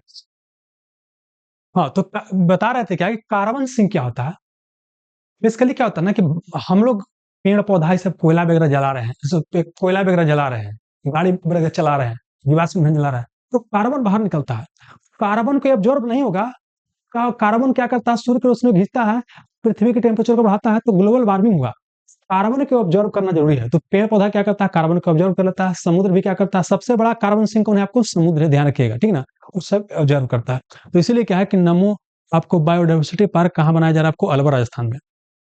5वां खेलो इंडिया यूनिवर्सिटी गेम्स का आयोजन कहाँ किया जा रहा है? तो 5वां खेलो इंडिया यूनिवर्सिटी गेम्स जो है, ये आपको आयोजन किया जा रहा है राजस्थान में। राजस्थान में कोई एक दो शहर में नहीं, 7 शहर में। मतलब कि जयपुर, अजमेर, ये सब नहीं पूछेगा, बस ये पूछेगा कि 5वां खेलो इंडिया यूनिवर्सिटी गेम्स कहाँ आयोजित हो रहा है? राजस्थान में। बस इतना ही याद करना। और ये राजस्थान में क्या हो रहा है? पहला बार ये आयोजन किया जा रहा है। अगला है, केंद्रीय रक्षा मंत्री राजनाथ सिंह सौर वन का उद्घाटन कहाँ किए हैं? तो सौर वन का उद्घाटन किया गया राजस्थान के जैसलमेर में। जैसलमेर में इसमें बेसिकली क्या है कि वीर जो हमारे यहाँ सैनिक जो है, जिनका मृत्यु हो गया है, उनको श्रद्धांजलि अर्पित करना है, और उनकी वीरता कहानी को जन जन तक पहुंचाने का प्रयास किया जाएगा। तो क्या क्या बोले, एक बार फिर से देख लेते हैं। पहला कि नमो बायोडाइवर्सिटी पार्क राजस्थान है, कहाँ? अलवर में। कहाँ? आपको अलवर में। फिर क्या बोले? 5वां खेलो इंडिया यूनिवर्सिटी गेम्स राजस्थान में। फिर क्या बोले कि केंद्रीय रक्षा मंत्री राजनाथ सिंह सौर वन का उद्घाटन कहाँ किए हैं? आपको जैसलमेर शहर में। ठीक है, बस हो गया। अब आइए गुजरात से बाबू। भूमि प्रशासन और आपदा प्रबंधन पर राष्ट्रीय सम्मेलन कहाँ हुआ? National conference on land administration and disaster management. ये कहाँ हुआ? तो कहाँ हुआ? गुजरात के गांधीनगर। कहाँ हुआ? गुजरात के गांधीनगर में। ठीक है। और हाँ, गुजरात के गांधीनगर में आपको हुआ है। इसके ऊपर हुआ है बाबू ये आपका, ये बोल सकते हैं कि भूमि प्रशासन और आपदा प्रबंधन पे एक सम्मेलन किया गया है। कहाँ? गुजरात के गांधीनगर में। अगला क्या है? कॉमनवेल्थ गेम्स, ये बड़ी महत्वपूर्ण है। कॉमनवेल्थ गेम्स 2030 का मेजबानी का अधिकार किसे दिया गया है? तो अहमदाबाद। इससे पहले जानते हैं भारत में क्या है, 2010 में नई दिल्ली में कॉमनवेल्थ हुआ था। क्वेश्चन पूछे कि भारत में इससे पहले कब हुआ था, तो 2010 में नई दिल्ली में कॉमनवेल्थ गेम हुआ था, इसी को राष्ट्रमंडल खेल बोलते हैं। अभी 2030 में कहाँ होगा, भारत में होगा। ठीक है, अब देखिए राष्ट्रमंडल के बारे में आपको जान लेना जरूरी है। समझना क्या है कि राष्ट्रमंडल की बात करते हैं, यहाँ से कई सारा क्वेश्चन पूछेगा। कॉमनवेल्थ क्या है ना, कि जो ब्रिटिश एम्पायर का कभी ना कभी हिस्सा रहा है, उस सब के मिलाकर क्या है, कॉमनवेल्थ या राष्ट्रमंडल बनाया गया है। जैसे ओलंपिक खेल होता है, इसी क्या होता है, किसी देश का भी एक खेल होता है, 4 साल का होता है, उसी को बोलते हैं राष्ट्रमंडल खेल। और सर्वप्रथम की बात करते हैं कि राष्ट्रमंडल खेल या कॉमनवेल्थ गेम कब हुआ था, तो ये आपको 1930 में हुआ था, कनाडा में। कहीं लिखल होगा, हाँ, 1930 में हुआ था कनाडा में। कनाडा या कौन जगह में, हेमिल्टन जगह में। लेकिन भारत इसमें पार्टिसिपेट नहीं किया था। भारत दूसरा कॉमनवेल्थ गेम में पार्टिसिपेट किया था। कब पार्टिसिपेट किया था, 1934 में, लंदन इंग्लैंड में। आई क्वेश्चन कई बार पूछा गया, पहले ऐसे क्वेश्चन पूछेगा कि राष्ट्रमंडल खेल या कॉमनवेल्थ गेम जो है, ये पहला बार, ठीक है ना, कब हुआ था, 1930 में हुआ था। कहाँ हुआ था, हेमिल्टन कनाडा में हुआ था। ये पूछेगा कि भारत की पहला भागीदारी की बात करता है आपका, कॉमनवेल्थ गेम में कब हुआ था, तो सेकंड में हुआ था 1934 में। कहा हुआ था, लंदन इंग्लैंड वाला में। अब आगे चलिए, अब कुछ और पॉइंट याद रखना है कि कॉमनवेल्थ गेम के 4 साल का होता है। तो 2022 वाला कहाँ हुआ था, आपको इंग्लैंड में हुआ था। और 2026 वाला कहाँ प्रस्तावित था, विक्टोरिया ऑस्ट्रेलिया में। हालांकि ऑस्ट्रेलिया इसे क्या किया, अपना हाथ पीछे खींच लिया है कि हमारा करवाने के बस की बात नहीं है। तो अभी अभी अगर क्वेश्चन पूछ देगा तो वहाँ ऑस्ट्रेलिया ही बनाना है, क्योंकि नया भी क्या है, इसका बोल सकते हैं, कोई अभी खड़ा नहीं हो गया, कौन करवाएगा। लेकिन 2026 में क्या है, ऑस्ट्रेलिया में अब ये संभावित था। अब क्या है, 2030 वाला कहाँ होगा, अहमदाबाद गुजरात हो, ठीक है ना। अब आपको ध्यान क्या रखना है, ठीक है, कि देखिए 1930 में पहला बार हुआ था, और 2030 में क्या होगा, भारत में होगा। तो 100 साल हो गया, ये बहुत ज्यादा। कोई भी चीज का 100 साल, 150 साल, 25 साल, 50 साल हो गया, तो हमारे लिए महत्वपूर्ण हो जाता है, ठीक है ना। तो क्या हो जाएगा, आपको 2030 में होगा। आगे बढ़े, हर्ष सांघवी किस राज्य के नए उप मुख्यमंत्री बने हैं। हर्ष सांघवी जो है, ये आपको गुजरात के नए मुख्यमंत्री बने हैं। हालांकि गुजरात के मुख्यमंत्री की बात करते हैं तो कौन है, भूपेंद्र भाई पटेल। तो मुख्यमंत्री नहीं पूछता है, जनरली आपको मुख्यमंत्री ही पूछता है। मुख्यमंत्री और राज्यपाल पूछेगा तो प्रत्येक राज्य का रटना पड़ेगा, ठीक है ना। आइए, तो गुजरात का भूपेंद्र भाई पटेल है। अगला है कि बेस्तु वर्ष कहाँ मनाते हैं। बेस्तु वर्ष कहाँ, गुजरात। बेस्तु वर्ष कहाँ, गुजरात। बोलाइएगा तो ऐसे याद रखेगा कि नरेंद्र मोदी बोलते हैं इनको, क्या उनका गृह मंत्री का नाम है जी, अमित शाह को, कि बेस्ट टू, माने बेस्ट टू है, वो बोलता है कि ना बेस्ट टू। तो दोनों बेस्ट टू एक दूसरे को करते रहता है। तो बेस्ट टू कहाँ, गुजरात। दोनों कहाँ, गुजरात के हैं, बस और जैसे नवरोज, नवरोज जैसे समझिएगा, समझना क्या, कि ये सब याद कर लीजिए। नवरोज जो होता है, ये क्या होता है, पारसी धर्म में त्योहार है। इसको पारसी, नवरोज को पारसी में प्रथम मंथ भी माना जाता है, पारसी त्योहार है। ऐसे क्या होता है कि जनवरी की बात करते हैं, ग्रिगोरियन कैलेंडर के अनुसार क्या होता है, ये पहला महीना होता है। ईसाई धर्म का ही पहला महीना होता है, ग्रिगोरियन कैलेंडर के अनुसार होता है। जबकि चैत की बात करते हैं, चैत जो होता है, हिंदू कैलेंडर शक संवत पर आधारित जो होता है, पहला महीना कौन होता है, आपको चैत होता है। ऐसे बोले क्या, कि जो आपका ये आपको जो बोले थे बेस्तु, बेस्तु वर्ष, यह क्या है, गुजरात में क्या आपको नव वर्ष के रूप में इसको मनाया जाता है। अगला ये, गुजरात के किस हड़प्पा स्थल पर 4000 वर्ष पुराने राजमार्ग होटल, जिसका नाम है कारवा सराय, की खोज की गई है। जैसे मुगल सराय का नाम सुना है ना, तो मुगल सराय क्या है कि वहां मुगल का सेना रहता था, मुगल सराय, जहां पर सराय मतलब होता है आराम करने की जगह। तो इसी क्या है कि आपको बोल सकते हैं, हड़प्पा सभ्यता के दौरान व्यापारी जब आता जाता था, तो बीच में उसको आराम करने का सकता है, जानवर को या मनुष्य को आराम करने का सकता है। तो यहाँ पर क्या है कि आराम करता था। ये कौन जगह पर खोजा गया है, कोटला भदली। कहाँ, कोटला भदली, जो कहा आपको, कच्छ में, ठीक ना। और ये बेसिकली हड़प्पा सभ्यता क्या है, कांस्य सभ्यता है। यह क्या है, आपको बोल सकते हैं इसको हड़प्पा सभ्यता को एक तो बोलते हैं प्राक, सॉरी, हड़प्पा सभ्यता को दो चीज बोलते हैं। एक आद ऐतिहासिक सभ्यता बोलते हैं, क्योंकि यहाँ पर लेखन कला का आविष्कार हो चुका है, लेकिन पढ़ नहीं पाया, आद ऐतिहासिक काल हो गया, ठीक है। इसके अलावा क्या है, इसको कांस्य युगीन सभ्यता भी कहा जाता है, हड़प्पा सभ्यता को। तो आपसे ये भी क्वेश्चन पूछेगा कि हाल ही में कोटला भदाली चर्चा में था, यह कौन सभ्यता से संबंधित स्थल था। तो हड़प्पा सभ्यता से संबंधित क्या था, आपको स्थल था। ये क्या करना, आपको ध्यान रखना है। बस हो गया बाबू। बोलिए यहाँ क्या क्या याद करना था बाबू आपको, आइए जल्दी से। गुजरात से पहला क्या याद करना था, भूमि प्रशासन और आपदा प्रबंधन पर राष्ट्रीय सम्मेलन कहाँ हुआ, गुजरात के गांधीनगर में। फिर क्या कि कॉमनवेल्थ गेम 2030 का मेजबानी कौन करेगा, अहमदाबाद करेगा। और यह क्या होगा 100 साल इसका हो जाएगा। और पिछला बार भारत ने मेजबानी 2010 में नई दिल्ली में किया था, इसमें बहुत बड़ा घोटाला हुआ था भारत में। आगे चलिए। पहला राष्ट्रमंडल खेल कब हुआ था? 1930 में, हैमिल्टन कनाडा में। और भारत पहला बार कौन सा राष्ट्रमंडल में भाग लिया था? दूसरा राष्ट्रमंडल में, जो कि कहाँ हुआ था? इंग्लैंड, लंदन में हुआ था। और 2022 वाला, देखिए कोई कोई गेम का आयोजन असल पूछेगा ना, तो इस बार और अगला बार याद कर लीजिएगा। पहले वाला याद हो जाना जरूरी नहीं है। जैसे मान लीजिए कि यहाँ बर्मिंघम नहीं याद कीजिएगा तो कोई दिक्कत नहीं है, लेकिन इस बार अगला वाला याद कर लीजिए, 2026 में ऑस्ट्रेलिया में और 2030 वाला अहमदाबाद में। आइए, हर्ष संघवी कहाँ के उप मुख्यमंत्री बने? गुजरात के। गुजरात के मुख्यमंत्री कौन है? भूपेंद्र भाई पटेल। बेस्तु वर्ष कहाँ मनाया जाता है? गुजरात में मनाया जाता है। और गुजरात में हड़प्पा स्थल का खोज किया गया है। कौन जगह पर? कोटादा कोटादा भरली। जहां से क्या मिला है आपको? आपको कारवा सराय, इसी को राजमार्ग होटल भी कहा जाता है। इसका उपयोग क्या होता था? लोग को ठहरने के लिए। आइए,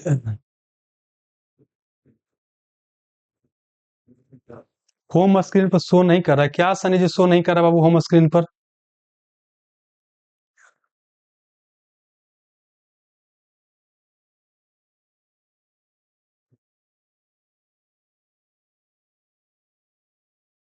आइए, महाराष्ट्र। किस राज्य मंत्रिमंडल ने व्यापक कैंसर देखभाल नीति को मंजूरी दिया है? ये कौन दिया आपको? महाराष्ट्र ने। किस राज्य मंत्रिमंडल ने व्यापक कैंसर देखभाल नीति की मंजूरी दिया? कौन आपको? महाराष्ट्र दिया है। आगे चलिएगा। 5 समुद्र तटों को ब्लू फ्लैग प्रमाणन मिला है, ये कहाँ है? महाराष्ट्र में। देखिए, ये ब्लू फ्लैग प्रमाणन क्या होता है? देखिए, डेनमार्क एक संस्था, उसका नाम क्या है? Foundation for environment education. Foundation for environment education. उस संस्था द्वारा क्या है कि ब्लू फ्लैग प्रमाणन दिया जाता है। तो मतलब जो नहीं होता कि समुद्र की इलाका जो होता है साफ सुथरा होता है, पर्यावरण के बहुत अनुकूल अच्छा होता है, उसे क्या होता है कि आपको दर्जा दिया जाता है। तो यह बेसिकली कौन-कौन जगह को दिया गया है? श्रीवर्धन को, नगाँव को, परनका को और गुहागर को और लाडगर को। तो कई बार ऐसे क्वेश्चन आपसे पूछ सकता है कि हाल ही में श्रीवर्धन, नगाँव, परनका, गुहागर, लाडगर चर्चा में था। यह स्थल कहाँ है? तो कहाँ आपको? महाराष्ट्र में। कहाँ है? महाराष्ट्र में। इसे क्या मिला है? ब्लू फ्लैग प्रमाणन मिला है। कौन संस्था देती है? Foundation for environment education. कहाँ के है? डेनमार्क। आगे चलिएगा। अच्छा, भारत में यह कौन देता है? भारत में बेसिकली ये आपको कौन, ये तो विश्व का स्तर पर हो गया। भारत में कौन देता है? पर्यावरण, मतलब केंद्रीय पर्यावरण और वन मंत्रालय देता है। और साथ ही कौन? एक बीम्स कौन देता है? एक संगठन है बीम्स। तो बीम्स का फुल फॉर्म पूछ सकता है। बीम्स का फुल फॉर्म होता है beach environment and aesthetics management service. BEAM का फुल फॉर्म पूछा है कि हाल ही में बीम सब चर्चा में था, उसका फुल फॉर्म क्या होता है? तो beach environment and aesthetics management service होता है। चलिए आगे चलिए।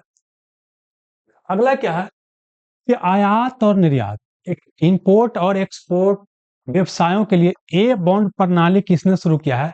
तो कौन शुरू किया है? महाराष्ट्र। इसके तहत क्या किया जाएगा कि जो भी कंपनी आपको आयात, एक्सपोर्ट या इंपोर्ट में शामिल होगा, उसको कुछ रियायत दिया जाएगा, कुछ छूट दिया जाएगा।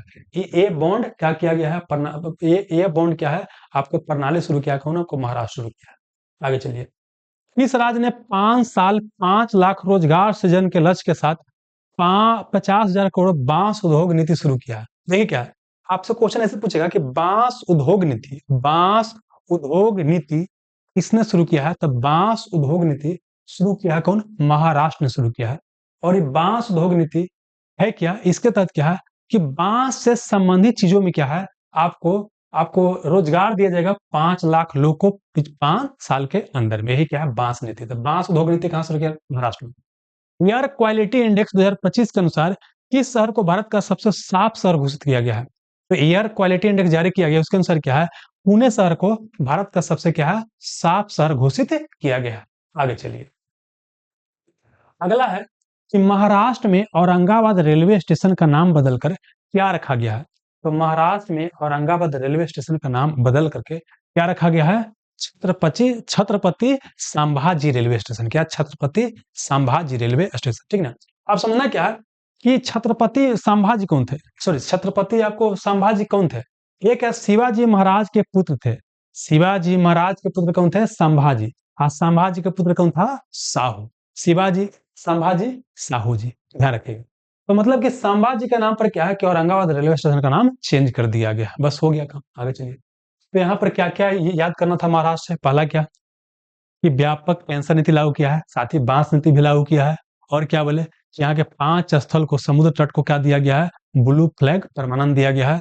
श्रीवर्धन, नगांव, अर्नाका, गुहागर और किसको? लाडघर को। ये कौन देता है? Foundation for environment education Denmark द्वारा दिया जाता है, ठीक है? ये बस हो गया।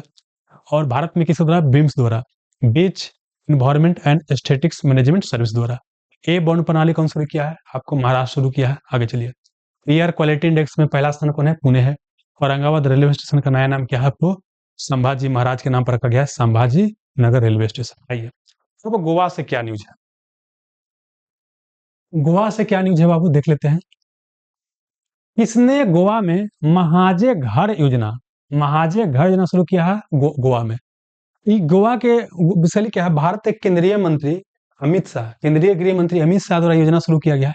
इसके तहत क्या है कि अगर कोई सरकारी या सामुदायिक भूमि पर वर्षों से बने हुए घरों को कानूनी मान्यता और स्वामित्व अधिकार देना। समझाते हैं क्या, देखिए। जैसे कोई सरकारी जमीन है, वहां पर क्या है कि कोई आदमी घर बना लिया है, 50 साल 100 साल से रह रहा है, तब उसको हटाया नहीं जाएगा, बल्कि उसको अधिकार पत्र प्रदान कर दिया जाएगा। यही क्या है? आपको महाजे घर योजना, मतलब हमारा घर हमारे ही पास आपको रहेगा, उसमें जाए की आवश्यकता नहीं। यह महाजे घर योजना। चलिए, अगला है कि अंतर्राष्ट्रीय पर्पल फेस्टिवल कहाँ हुआ? तो गोवा के पणजी में हुआ है अंतर्राष्ट्रीय पर्पल फेस्टिवल। भाई केमा नंबर के था? तीसरा नंबर के था। ये बेसिकली क्या है ना, जो दिव्यांग जन है, जो पर्सन विद डिसेबिलिटी है, उनके अंदर जो कलात्मक प्रतिभा है, सशक्तिकरण करना और उनको समाज में क्या करना? समावेशता दिलाना, ऐसा क्या मुख्य उद्देश्य है। तो मतलब क्या बोले? अंतर्राष्ट्रीय पर्पल फेस्टिवल कहाँ? पणजी गोवा में हुआ। आगे चलिएगा। इस राज्य सरकार ने स्कूल और कॉलेजों के पाठ्यक्रम में शतरंज को शामिल करने के लिए क्या किया है? प्रस्ताव पारित किया है। शतरंज को बोलते हैं चेस। चेस क्या है? दिमाग वाला गेम है। चेस खेलने से क्या होगा वहां पर कि स्ट्रेटेजिक थिंकिंग विकसित विकसित होगा लोगों में, स्टूडेंट में आत्मविश्वास उसमें डेवलप होगा, प्लस क्या है कि समस्या समाधान, प्रॉब्लम सॉल्विंग अप्रोच उसमें क्या होगा? डेवलप होगा। तो शतरंज को पाठ्यक्रम में कौन शामिल किया है? कौन? आपको गोवा। कौन? आपको गोवा। तो गोवा से इतना ही नहीं था। पहला क्या कि महाजे घर योजना शुरू किया गया है, और अंतर्राष्ट्रीय पर्पल फेस्टिवल शुरू किया गया है पणजी गोवा में। और फिर क्या बोले? स्कूल कॉलेज में यहाँ चेस को अनिवार्य कर दिया गया है। बस हो गया। अब आइए कर्नाटक से। कर्नाटक से क्या न्यूज है बाबू? भारत की पहला निजी हेलीकॉप्टर असेंबली लाइन, मतलब कि हेलीकॉप्टर जो बनता है ना, यहाँ पर उसको असेंबल किया, जैसे कि मोबाइल बनता है, तो मोबाइल को क्या होता है? अलग अलग पार्ट लिया करके उसको एक जगह इकट्ठा करके उसके असेंबल करते हैं, फाइनल बनाते हैं। तो ही बोला गया है कि भारत की पहली निजी हेलीकॉप्टर जो है असेंबली लाइन किस राज्य में बनेगी? तो कहाँ? कर्नाटक में बनेगा। और यह कौन कौन बना रहा है? तो टाटा एडवांस सिस्टम लिमिटेड, और कौन? आपको एयरबस, क्या आपको एयरबस, दोनों मिलकर क्या करेगा? आपको बनाएगा, ठीक है। इसमें कई तरह के हेलीकॉप्टर बनेगा, यात्री हेलीकॉप्टर भी बनेगा और रक्षा हेलीकॉप्टर भी, दोनों तरह के हेलीकॉप्टर आपको बनेगा। बस हो गया। फिर कहाँ बनेगा? आपको कर्नाटक में बनेगा।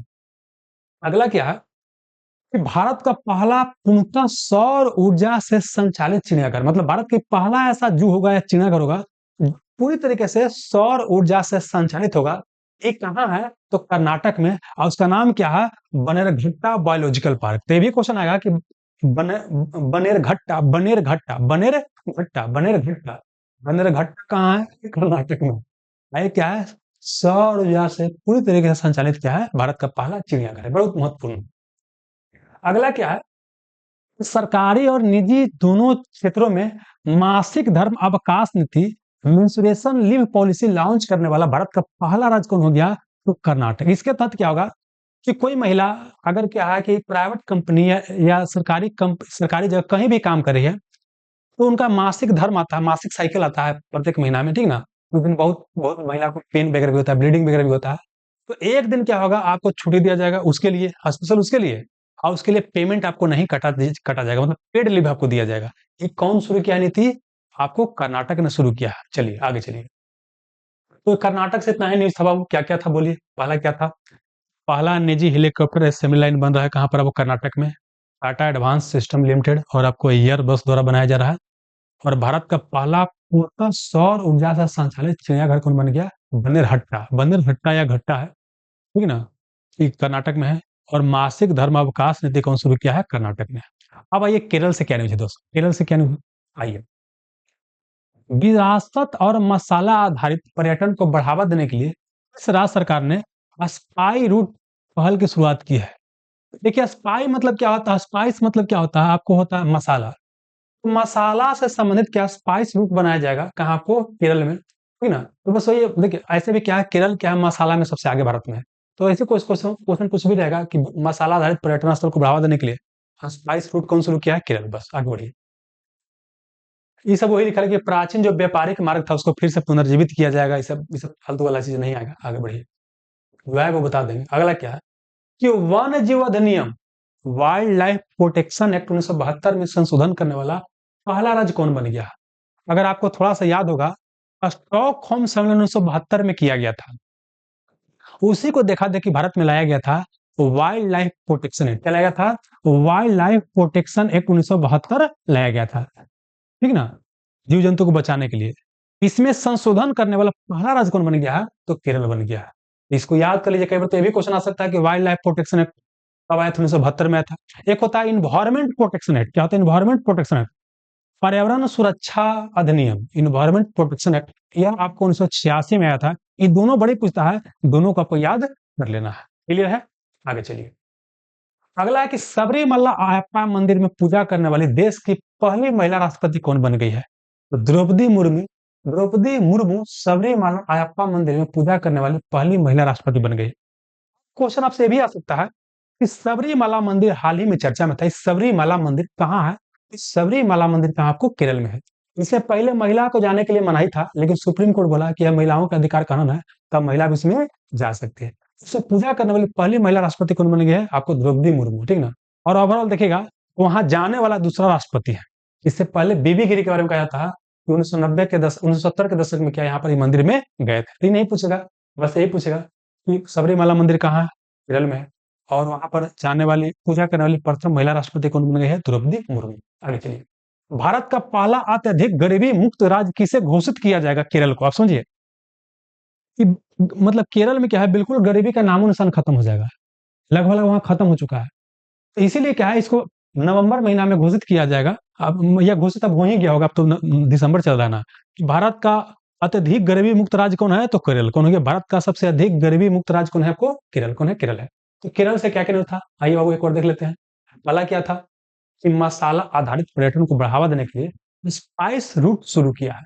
अगला क्या बोले कि वाइल्ड लाइफ प्रोटेक्शन एक्ट में संशोधन करने वाला पहला राज्य बन गया है। और वाइल्ड लाइफ प्रोटेक्शन एक्ट 1972 में आया था, एनवायरमेंट प्रोटेक्शन एक्ट आया था 1986 में। दोनों याद रखना है। फिर क्या बोले कि सबरीमला अयप्पा मंदिर में पूजा करने वाली पहली महिला कौन बन गई है? द्रौपदी मुर्मू बन गई है। पहली महिला राष्ट्रपति द्रौपदी मुर्मू। और सबरीमला मंदिर केरल में है। फिर क्या बोले कि भारत का पहला अत्यधिक गरीबी मुक्त राज्य कौन है? आपको केरल। चलिए अब आइए तमिलनाडु से न्यूज क्या है। Boxing federation of India, boxing boxing federation of India इस साल में पहली बार आपको बीएफआई कप 2025 का आयोजन करेगी। तो कहाँ? आपको चेन्नई में। मतलब बॉक्सिंग फेडरेशन ऑफ इंडिया जो है, ये पहला बार जो है यहाँ पर क्या है, बॉक्सिंग फेडरेशन कप 2025 का आयोजन करेगा। कहाँ? आपको चेन्नई, तमिलनाडु में। भारत की पहली रियल टाइम बाढ़ पूर्वानुमान प्रणाली कहाँ पर लॉन्च किया गया है? मतलब बाढ़ आने के पहले ही सब जानकारी मिल जाएगा, तो इसी को बोलते हैं कि भारत की पहली रियल टाइम बाढ़ पूर्वानुमान प्रणाली। ये कहाँ शुरू किया गया? भी आपको चेन्नई में ही शुरू किया गया है। अगला है, अच्छा ये जो प्रणाली शुरू किया गया है, मतलब बाढ़ पुनर्नुमान प्रणाली, बाढ़ आने के पहले ही बता देगा कि बाढ़ कब आने वाला है। यह क्या है कि राष्ट्रीय जल विज्ञान संस्थान जो कि आपको रुड़की में है, और एक क्या है, ब्रिटेन की मौसम विज्ञान एजेंसी, दोनों मिलकर तैयार किया है। तो यहाँ से क्वेश्चन क्या क्या आएगा? पहला तो क्वेश्चन ये आएगा कि बाढ़ पूर्वानुमान प्रणाली कहाँ लॉन्च किया गया? चेन्नई में। फिर पूछेगा कि ऐसा क्वेश्चन आ सकता है direct, national institute of hydrology कहाँ है? तो रुड़की। बस सही, नेशनल इंस्टीट्यूट ऑफ हाइड्रोलॉजी, राष्ट्रीय जल विज्ञान संस्थान कहाँ है? तो कहाँ? आपको रुड़की में। ऐसे भी क्वेश्चन आपको पूछा जा सकता है। चलिए, किस राज्य सरकार ने वन्य जीव संरक्षण के लिए 1 करोड़ रुपए का विशेष बजट जारी किया है? तो तमिलनाडु। अभी कुछ देर पहले क्या बताएं कि वन्य जीव संरक्षण अधिनियम 1972 में संशोधन करने वाला पहला राज्य केरल है, लेकिन वन्य जीव संरक्षण के लिए 1 करोड़ का बजट पेश किया है कौन? आपको तमिलनाडु पेश किया। तमिलनाडु से क्या क्या था न्यूज, एक जल्दी से देख लेते हैं। पहला क्या कि यहाँ पर पहली बार क्या है, बॉक्सिंग फेडरेशन ऑफ इंडिया जो है अपना प्रतियोगिता का आयोजन चेन्नई में कर रहा है। और चेन्नई में क्या है कि रियल टाइम बाढ़ पूर्वानुमान प्रणाली विकसित किया गया है। और फिर क्या बोले कि राष्ट्रीय जल विज्ञान संस्थान कहाँ आपको रुड़की में है। और फिर क्या बोले कि वन्य जीव संरक्षण के लिए 1 करोड़ रुपए का विशेष बजट को जारी किया है तमिलनाडु। अब आइए आंध्र प्रदेश। तो आंध्र प्रदेश से दोस्त देखिए क्या न्यूज है। न्यूज यहाँ पर ही है कि किस राज्य के पर्यटन विभाग को वैश्विक पर्यटन पुरस्कार मिला है। ग्लोबल टूरिज्म अवार्ड 2025 किसे दिया गया है? तो ग्लोबल टूरिज्म अवार्ड 2025 दिया गया है किनको? आपको आंध्र प्रदेश को आपको दिया गया है। अगला ये आईएनएस एंड्रोथ को भारतीय नौसेना में शामिल किया गया है। ये कहाँ शामिल किया गया है? आंध्र प्रदेश के विशाखापट्टनम में। आईएनएस एंड्रोथ को भारतीय नौसेना में शामिल किया गया है आंध्र प्रदेश के विशाखापट्टनम में। अगला क्या है कि अडानी और गूगल मिल करके कहाँ भारत का सबसे बड़ा एआई हब बनाएगा? आंध्र प्रदेश के विशाखापट्टनम में भारत का सबसे बड़ा एआई हब बनाया जाएगा। आर्टिफिशियल इंटेलिजेंस के लिए हब बनाया जाएगा वहां विशाखापट्टनम में। कौन बनाएगा? अडानी और गूगल मिलकर के। और ऐसा ही एक हब बनाया जा रहा है आपको कहाँ? अहमदाबाद गुजरात में। तो कोई भी ऑप्शन रहेगा जो बना लीजिएगा कि अडानी और गूगल कहाँ मिलकर के आपको एआई हब बना रहा है। तो विशाखापट्टनम उन्हीं रहेगा, तो अहमदाबाद गुजरात बना लीजिएगा। तो आंध्र प्रदेश से क्या क्या न्यूज था वो एक जल्दी से देख लेते हैं। पहला न्यूज क्या था कि वैश्विक पर्यटन पुरस्कार मिला है और आईएनएस एंड्रोथ को विशाखापट्टनम में शामिल किया गया है। और अडानी और गूगल मिलकर के विशाखापट्टनम में क्या है कि एआई हब बना रहा है। और साथ ही क्या है कि आपको इस तरह का हब अहमदाबाद गुजरात में भी बनाया जा रहा है। आगे बढ़िए। अब अगला हमारा न्यूज है वो तेलंगाना से। कहाँ से? तेलंगाना से। रुकिएगा दोस्त।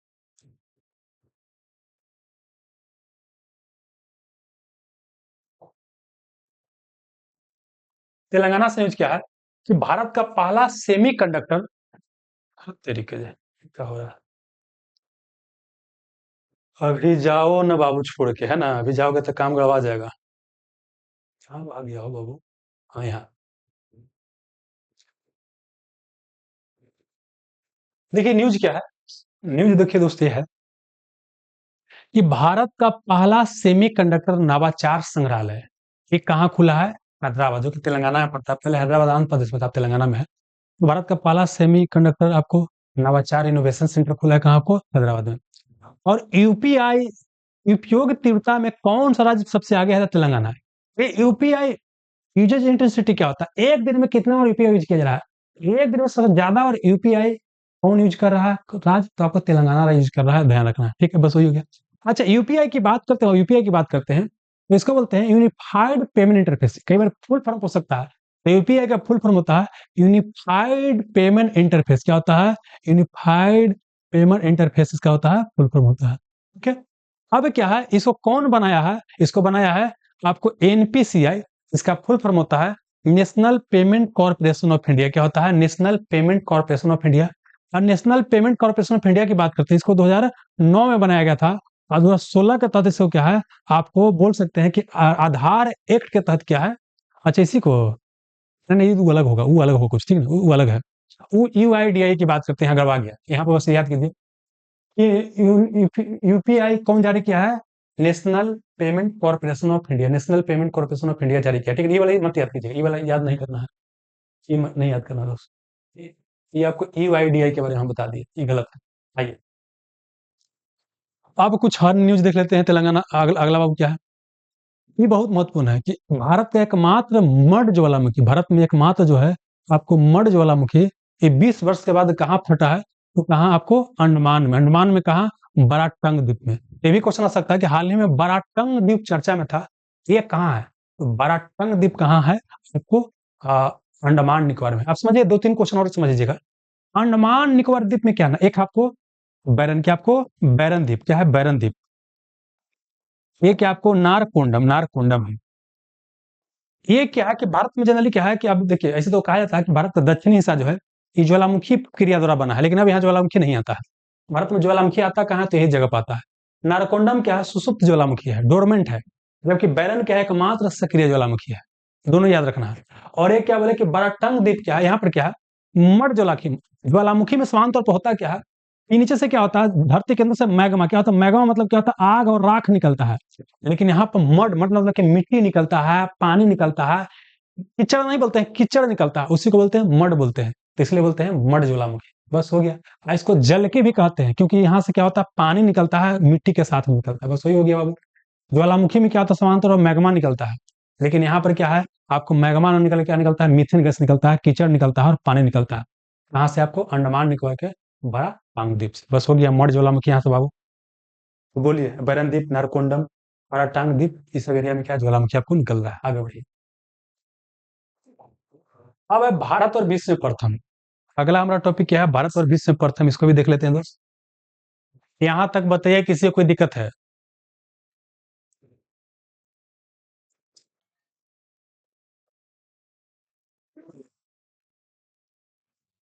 बहुत बहुत धन्यवाद श्रेया जी, तो हमारी मेहनत को आप अप्रिशिएट कर रहे हैं। आइए यहाँ पर भारत में प्रथम, भारत में प्रथम की बात करते हैं। विश्व और भारत में प्रथम देखेंगे तो पहले देखिए, इसमें जी कई सारा क्वेश्चन होगा ना कि जो पहले चर्चा हो गया होगा वो भी यहाँ पर आपको मिलेगा। आइए, एशिया की पहली महिला लोको पायलट कौन है? सुरेखा यादव। ये बड़ी महत्वपूर्ण है, ये भी रिटायर कर गई है। बेसिकली क्या है, नहीं होता पूछता है कि एवरेस्ट शिखर पर चढ़ने वाली भारत की प्रथम महिला कौन है? तो बछेंद्री पाल हम लोग याद करते थे। तो ऐसी क्या है कि भारत में लोको पायलट बनने वाली, लोको पायलट होता है ट्रेन ड्राइवर, बनने वाली प्रथम महिला कौन थी? आपको सुरेखा यादव। ये हाल ही में क्या हो गया, आपको रिटायर हो गए थे, इसलिए चर्चा में आ गया था। तो क्वेश्चन ऐसे पूछेगा कि भारत की पहली या एशिया की पहली महिला लोको पायलट कौन है? सुरेखा यादव। तो आप लोगों को लगेगा कि तो स्टैटिक टॉपिक है, लेकिन ये करेंट टॉपिक था, इसलिए पूछ दिया है, चर्चा में था। आगे बढ़िए। ये सब पूछेगा नहीं, बस जान लीजिए कि वंदे भारत एक्सप्रेस, डेक्कन क्वीन, ये सब है, ये सब कुछ चलाई थी। आगे बढ़िए, सब चर्चा में नहीं है, बस ये खाली चर्चा में था। अगला है कि भारतीय रेलवे की पहली सुनिश्चित ट्रांजिट टाइम कंटेनर ट्रेन सेवा दिल्ली और किस शहर के बीच चला है? तो ये आपको कोलकाता के बीच चला। इसके तहत क्या हुआ, दिल्ली और कोलकाता के बीच क्या है, आपको इस ट्रेन में क्या है, आपको चला है ट्रांजिट टाइम कंटेनर ट्रेन सेवा। मतलब कोई कंटेनर या कोई सामान आपको भेज रहे हैं तो रियल टाइम पर पहुंच जाएगा, जितना देर में कहा उतना देर। अगर ज्यादा लग गया तो आपको क्या होगा, पेमेंट नहीं देना होगा या पेमेंट कम देना होगा। इस तरह का आपको व्यवस्था यहाँ पर किया जा रहा है। एक इसके भी चल रहा है, आपको आपको कलकत्ता और नई दिल्ली के भी। बस हो गया। भारत की पहली निजी हेलीकॉप्टर असेंबली लाइन एक कहाँ आपको शुरू किया गया है? तो कर्नाटक में ही बहु क्वेश्चन चर्चा हो चुका है। मासिक धर्म अवकाश नीति कौन लॉन्च किया है? आपको कर्नाटक ने। तो बोले कि दोबारा रिपीट किस हो रहा है? थीम बाइट जब एक जगह सजा दिया जाता है ना, तो जैसे पहला पहला जब आएगा तो यहाँ पर डाल दिया जाता है ताकि दोबारा एक जगह पढ़ना आपके लिए आसान हो जाए। आगे चलिए। अगला है बॉक्सिंग फेडरेशन ऑफ इंडिया किस साल में पहली बार बीएफआई कप 2025 का आयोजन करेगा? चेन्नई में। अगला क्या बोले कि भारत के पहले रियल टाइम बाढ़ पूर्वानुमान प्रणाली कहाँ लॉन्च किया गया है? चेन्नई में। फिर क्या है कि भारत का पहला झुग्गी मुक्त शहर कहाँ? चंडीगढ़, बाबू बता चुके हैं। मदरसा बोर्ड को खत्म करने वाला पहला राज्य कौन बन गया? उत्तराखंड। कौन बन गया? आपको उत्तराखंड बन गया। भारत का पहला ग्लास सस्पेंशन ब्रिज बजरंग सेतु लक्ष्मण झूला के पास बनाया जा रहा है। ये कहाँ? ऋषिकेश उत्तराखंड में है। भारत का पहला सेमीकंडक्टर नवाचार संग्रहालय कहाँ? हैदराबाद में, बता चुके हैं। सबरीमला अयप्पा मंदिर में पूजा करने वाली देश की पहली महिला राष्ट्रपति द्रौपदी मुर्मू, बता चुके हैं। भारत का पहला अत्यधिक गरीबी मुक्त राज्य कौन घोषित हुआ है? केरल, बाबू बता चुके हैं। भारतीय, नया क्वेश्चन है, भारतीय वैज्ञानिकों द्वारा विकसित पहली स्वदेशी एंटीबायोटिक का नाम क्या है? देखिए, एंटीबायोटिक को बोलते हैं प्रतिजैविक। क्या बोलते हैं? तो प्रतिजैविक, प्रतिजैविक। जैसे ये आप लोग जानते होंगे कि दुनिया का पहला एंटीबायोटिक जो है, यह जो है आपको 1928 में बनाया गया था, 1928 में खोजा गया था। इससे आपको पेनिसिलिन से, पेनिसिलिन से, पेनिसिलिन क्या है? कवक है। क्या है? कवक है या फंगस है? तो पेनिसिलिन नामक कवक या फंगस है, दुनिया का पहला आपको एंटीबायोटिक या प्रतिजैविक तैयार किया गया था। कौन तैयार किया था? अलेक्जेंडर फ्लेमिंग ने आपको तैयार किया था। ये क्या है? बैक्टीरिया को मारने के लिए इस्तेमाल होता है, ये आपको एंटी बैक्टीरिया या प्रतिजैविक, ठीक है ना, हानिकारक बैक्टीरिया को मारने के लिए। तो ये तो बहु भीष्म हो गया। भारत में स्वदेशी तरीका से देश का टेक्निक का इस्तेमाल करके पहला जो एंटीबायोटिक बनाया गया है उसका नाम क्या है? फिर क्या नाम है? नेफिथ्रोमाइसिन। क्या है? नेफिथ्रोमाइसिन। क्या है? नेफिथ्रोमाइसिन, नेफिथ्रोमाइसिन। अब रट लीजिए बाबू। आइए यहाँ पर क्या है, भारत की विश्व की पहली एंटीबायोटिक क्या है? पेनिसिलिन है। खोजकर्ता अलेक्जेंडर फ्लेमिंग। कौन, कब खोज किया था? 1928 में। एक बार ये भी क्वेश्चन पूछा गया था कि पहला एंटीबायोटिक जो है ये किससे तैयार हुआ था? इससे कवक या फंगस से तैयार हुआ था। एक बार जल्दी से फिर से देख लेते हैं दोस्त, बोलिए क्या क्या देखना था भाई। आइए यहाँ पर, केसिया या भारत की पहली महिला लोको पायलट सुरेखा यादव। फिर क्या बोले? भारतीय रेलवे की पहली सुनिश्चित transit time rail container train सेवा दिल्ली कोलकाता के बीच। फिर क्या बोले कि पहली निजी हेलीकॉप्टर असेंबली लाइन कहाँ बनेगा? कर्नाटक में। मासिक धर्म अवकाश नीति कर्नाटक शुरू किया है। बॉक्सिंग फेडरेशन ऑफ इंडिया किस शहर में पहली बार आयोजित होगा? चेन्नई में, तमिलनाडु में। भारत की पहली रियल टाइम बाढ़ पूर्वानुमान प्रणाली वही चेन्नई में। भारत का पहला झुग्गी मुक्त शहर कहाँ? चंडीगढ़ में। मदरसा बोर्ड को खत्म करने वाला भारत का पहला राज्य कौन हो गया? उत्तराखंड हो गया। आइए, भारत का पहला ग्लास सस्पेंशन ब्रिज बजरंग सेतु कहाँ? ऋषिकेश उत्तराखंड में बनाया जा रहा है। भारत का पहला सेमीकंडक्टर नवाचार सेंटर इनोवेशन सेंटर कहाँ?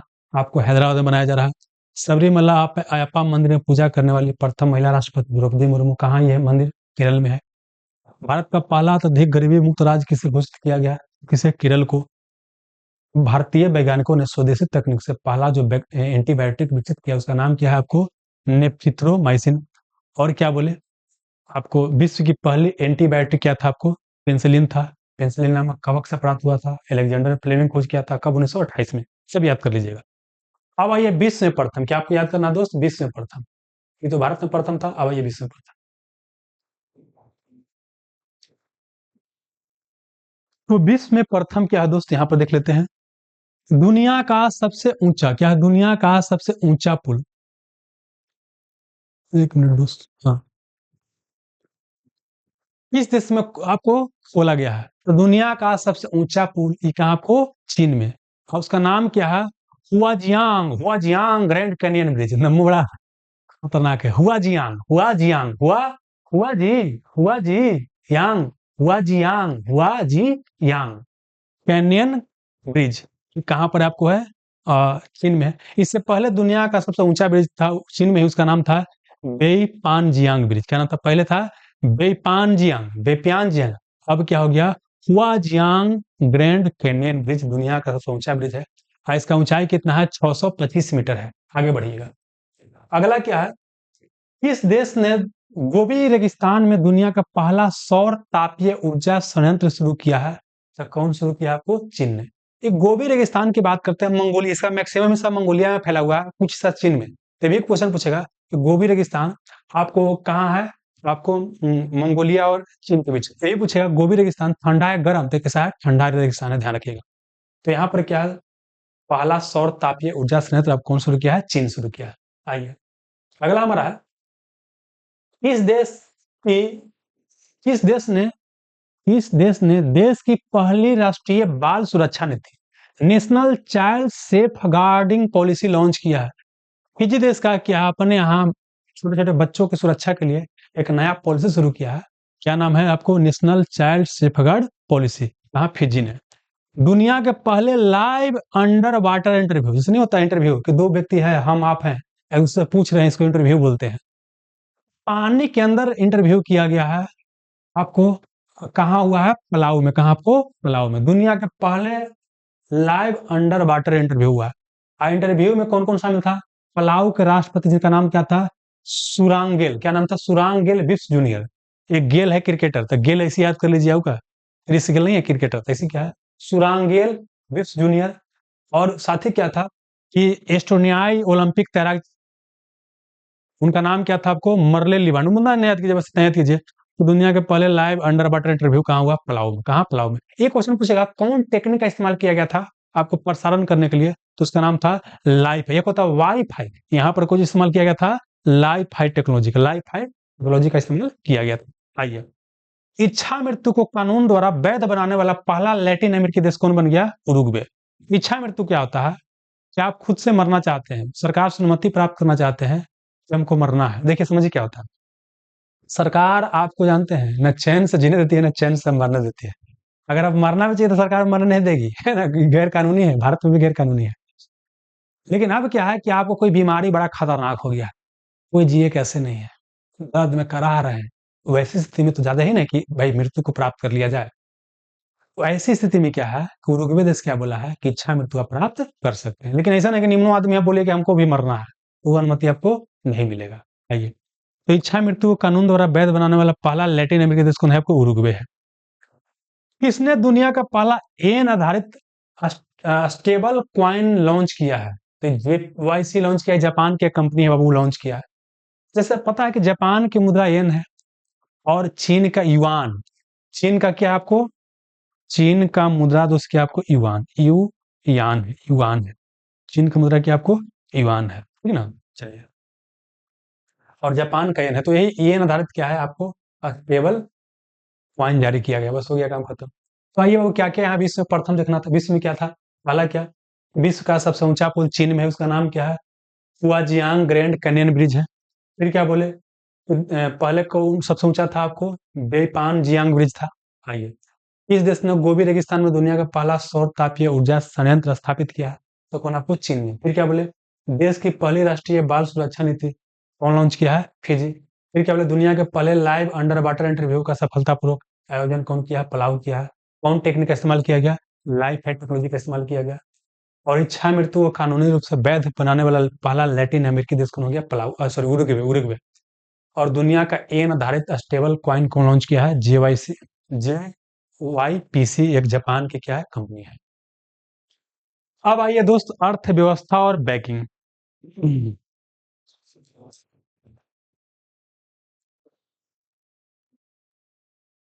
फिर जी आपका रिकॉर्ड वीडियो देखते हैं। पीवाई को भी 2 बार देख लिए हैं। आपका सेट में 75 आया है। और नंबर बढ़ाने का प्रयास कीजिए। बहुत अच्छा परफॉर्मेंस है संजीत जी। सुजीत जी क्या नाम है? संजीत जी। लेकिन दोस्त थोड़ा सा और। हाँ, देखिए हमेशा जानते हैं कितना भी नंबर आएगा दोस्त ना, हमेशा इम्प्रूवमेंट का क्या होता है? गुंजाइश होता है। तो हमको वही क्या करना है? थोड़ा सा इम्प्रूवमेंट करते चलना है। कहीं रुकना नहीं है। जब तक सिलेक्शन है तब तक रुकना नहीं है। और सन्नी जी, हम पटना आएंगे सर आपसे मिलने। आने के पहले दोस्त क्या है कि एक बार यहाँ कॉल कर लीजिएगा, आप पूछ लीजिएगा कि डेट में हम हैं या नहीं है। तो आके चल जाइएगा तो थोड़ा सा खराब लगेगा ना, बिना मिले हुए। बढ़िया, बहुत बढ़िया नंबर आ रहा है दोस्त, बहुत बढ़िया नंबर आ रहा है। अभी देखिए दोस्त, संजीत जी या जो भी भाई बंद देख रहे हैं, हमारे पास अभी जानते हैं दोस्त क्या है? 1 महीना से ऊपर समय है। जिस डेट में एग्जाम की संभावना है। और बोल सकते हैं कि अगर यहाँ से भी जम के लगते हैं ना एकदम मोबाइल तोबाइल बंद करके, मतलब पढ़े वाला चीज देखने के लिए ना, मतलब फालतू के इन्होंने बतिया रहे हैं उस चीज कर रहे हैं, वो सब छोड़ के लगिएगा ना, तो कन्फर्म सिलेक्शन होगा। तो सोचिए कि मजो लेंगे, है ना? इश्क और प्यार का मजा लीजिए और एग्जामों निकलिए। यही बाबू ना होगा। चाहे तो इश्क और प्यार का मजा लीजिए, और चाहे एग्जाम निकालने का मजा लीजिए। एक ही चीज होगा बाबू, दोनों चीज नहीं होगा। यही दिमाग में नाम बैठा के रखें, ठीक ना? चलिए। अब आई अर्थव्यवस्था और बैंकिंग, तो इसमें भी कुछ रिपीटेशन होगा। तो रिपीट हो गया। तो आयात और निर्यात व्यवसायों को बढ़ावा देने के लिए ये बॉन्ड प्रणाली कौन शुरू किया है? तो महाराष्ट्र शुरू किया है, बताया जा चुका है। तो छोड़ देते हैं, आगे बढ़िए।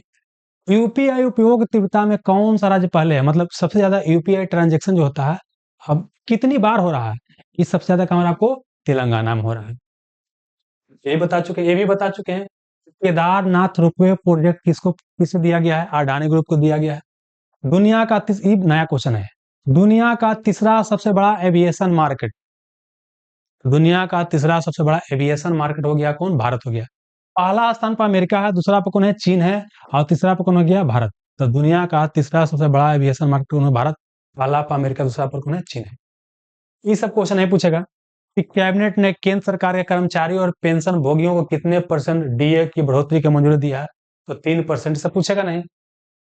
ये सब ऐसा क्वेश्चन पूछ देता है कि एशियाई डेवलपमेंट बैंक ने 2026 में भारत के विकास दर कितने प्रतिशत रहने का अनुमान लगाया है? तो बिहार दरोगा एग्जाम जैसा में पूछ सकता है।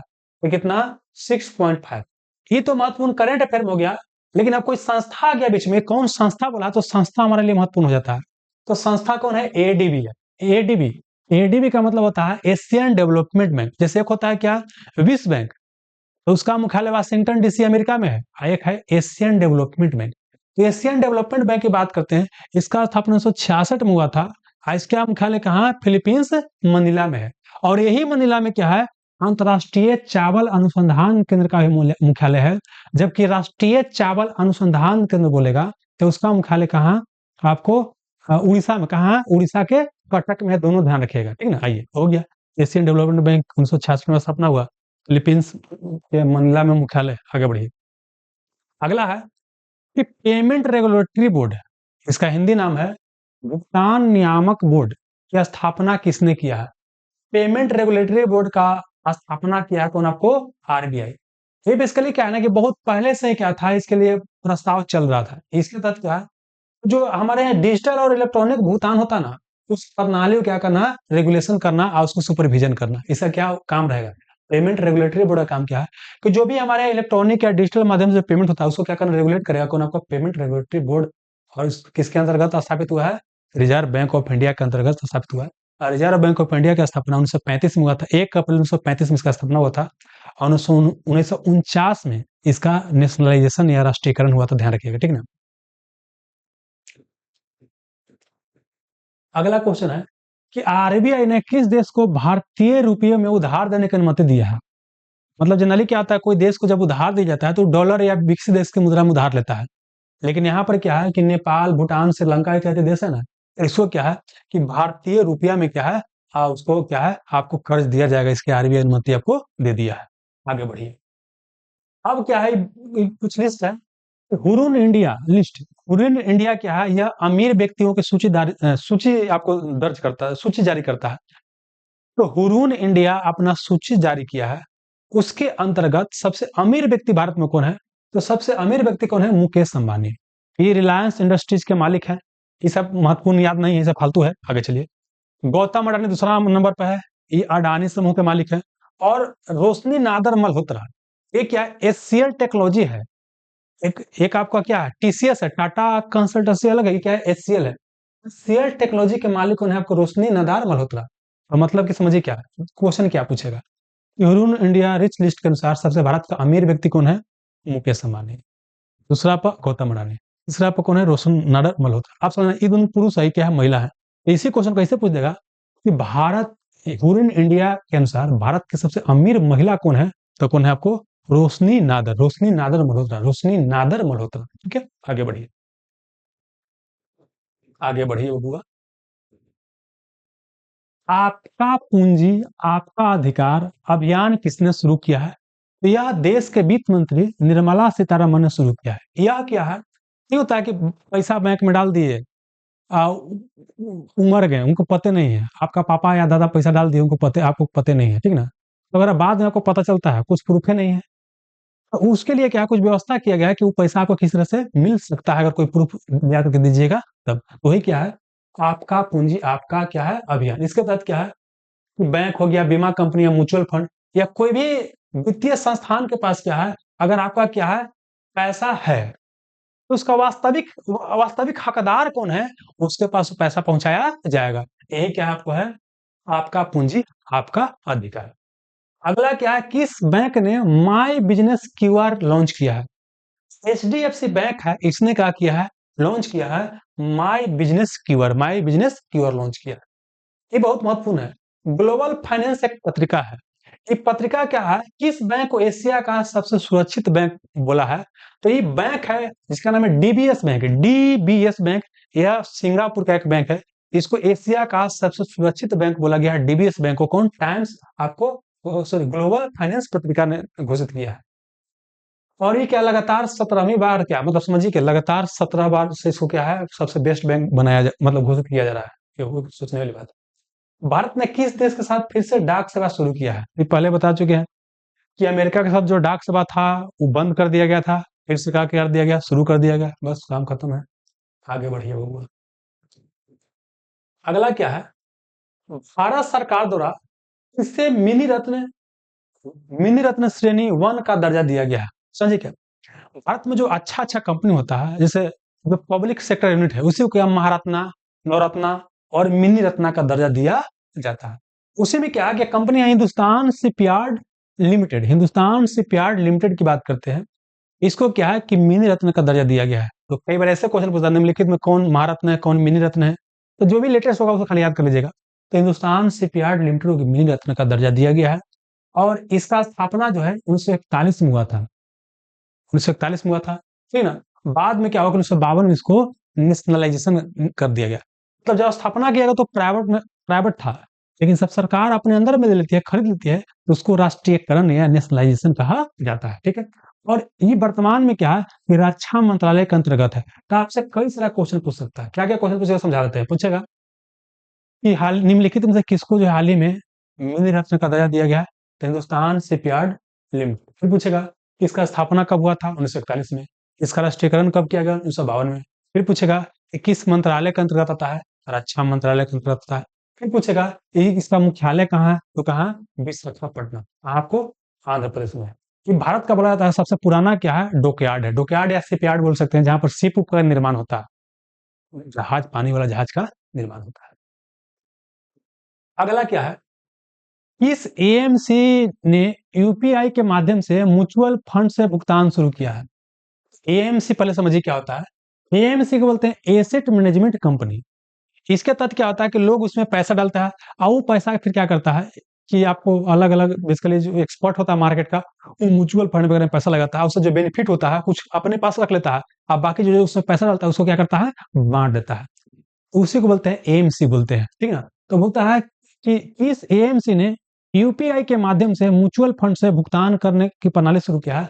तो कौन शुरू किया है? बजाज क्या बोलते हैं? फिनवर्स। क्या नाम है? बजाज फिनवर्स। बजाज फिनवर्स या बजाज फाइनेंस का नहीं, बजाज फिनवर्स अलग होगा। बजाज फिनवर्स याद कर लीजिए, ठीक है ना? चलिए। और एएमसी कंपनी बता दिए क्या होता है। आइए। मार्कोसुर व्यापार समझौता को मजबूत बनाने के लिए भारत और किस देश ने समझौता किया है? तो मार्कोसुर एग्रीमेंट जो है ट्रेड वगैरह से संबंधित है। तो यह क्या भारत और ब्राजील के बीच क्या हुआ? आपको समझौता हुआ है भारत और ब्राजील के बीच। व्यापार और तकनीक के लिए भारत और किस देश ने रणनीतिक गठबंधन की घोषणा किया है? तो भारत और ब्राजील ने। तो भारत और ब्राजील ने क्या एक मार्कासुर भारत ने मार्कासुर एग्रीमेंट को बेहतर मतलब मजबूत बनाने के लिए ब्राजील के साथ भारत समझौता किया है। और एक और क्या है? व्यापार और तकनीक के फील्ड में टेक्नोलॉजी के फील्ड में समझौता किया है। आगे बढ़िए। अगला क्या है? केंद्र सरकार ने कितने करोड़ की कपास क्रांति योजना शुरू की है? तो 600 करोड़ की क्या है? आपको आपको क्या है? कपास क्रांति योजना शुरू किया गया, ठीक ना? इसका उद्देश्य क्या है ना कि उच्च उपज वाला और उच्च रेशा वाला खेती को क्या करना है? बढ़ावा देना है। तो बोलिए कितना करोड़ के कपास क्रांति योजना को मंजूरी दिया गया है? 600 करोड़ की मंजूरी दिया गया है। आइए, ये क्वेश्चन अब क्या है? यही वाली जगह बता दिए थे कि यूआईडीआई ने शुभंकर डिजाइन प्रतियोगिता के लिए कितनी पुरस्कार राशि निर्धारित किया है? इसके लिए लोगो को नहीं बनता है, तो वही क्या है कि अपना लोगो बनाएगा। वही क्या है, यूआईडीएआई क्या है कि अपना शुभंकर बनाएगा। इसके लिए अलग अलग पुरस्कार है। पहला नंबर पर जाएगा उसको मिलेगा 1 लाख, दूसरा पर 50,000, तीसरा पर 25,000, है ना? पहला वाला पूछा जाता है कि कितना पुरस्कार घोषणा किया? 1 लाख। अब वो नहीं महत्वपूर्ण है। सबसे महत्वपूर्ण क्या है? आपको स्टेट में ऐसे पूछ सकता है कि यूआईडीएआई का फुल फॉर्म क्या होता है? इसका फुल फॉर्म होता है unique identification authority of India. Unique identification authority of India इसका फुल फॉर्म होता है, ठीक ना? और यह क्या है कि आधार कार्ड को जारी करने और संचालन करने के लिए क्या आपको जिम्मेवार है।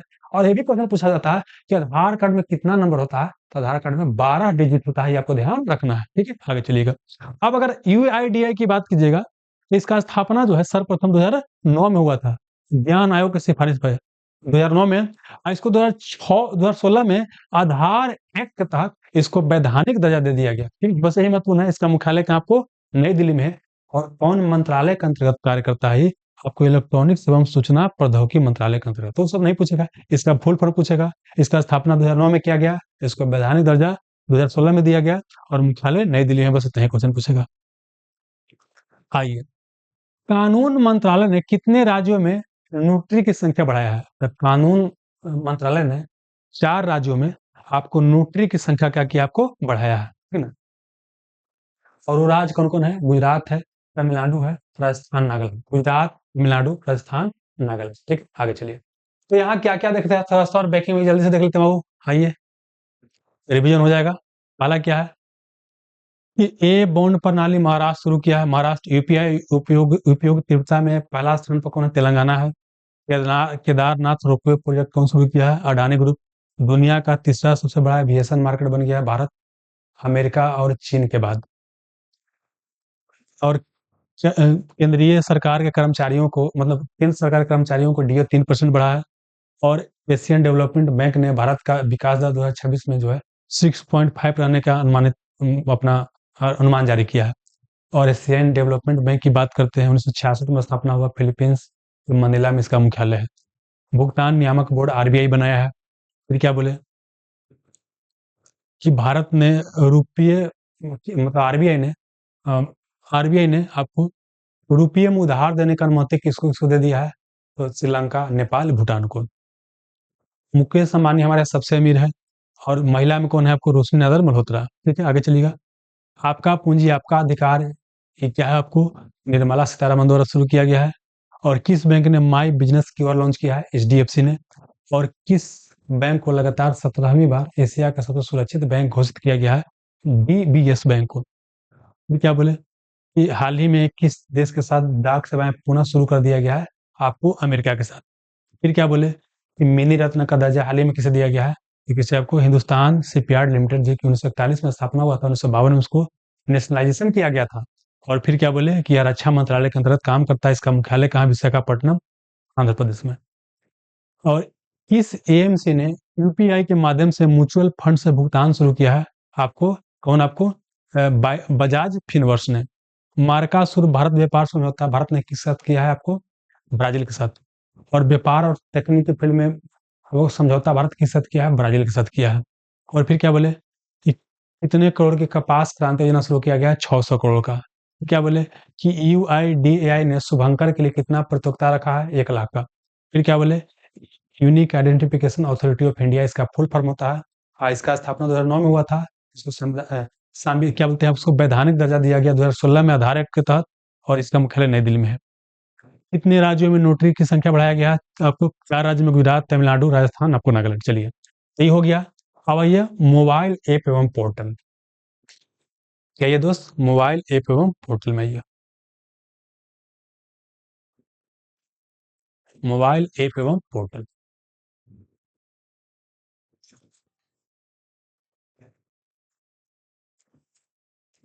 आइए। यहाँ क्या है? माई भारत, मेरा युवा भारत मोबाइल एप्लीकेशन कौन लॉन्च किया है? तो यह केंद्रीय मंत्री, जिनका नाम क्या है? डॉक्टर मनसुख वांडिया मांडविया। यह युवा कार्यक्रम एवं खेल मंत्रालय के केंद्रीय मंत्री है। ये क्या है कि मेरा युवा भारत शुरू किया। ये बस यही से फालतू वाला चीज, सब एप्लीकेशन फालतू नहीं बोलेगा।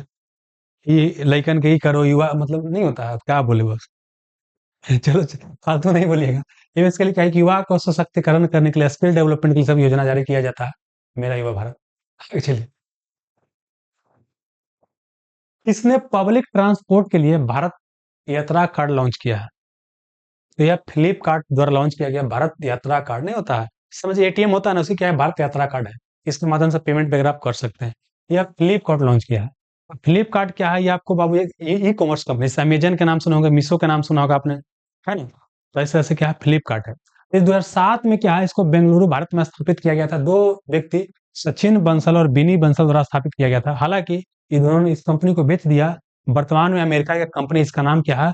वालमार्ट इंक, जो क्या किया, इसको पूरी तरह से खरीद लिया। 100% हिस्सेदारी इसी का आपका हो गया। बस काम खत्म। आगे चलिए। तो क्या क्या यहाँ से बाबू, दूगो तो नीचे था। पहला न्यूज क्या था? माय भारत, मेरा युवा भारत मोबाइल पोर्टल लॉन्च किया गया है आपको मनसुख वाडिया द्वारा। फिर क्या बोले? भारत यात्रा कार्ड फ्लिपकार्ट लॉन्च किया है।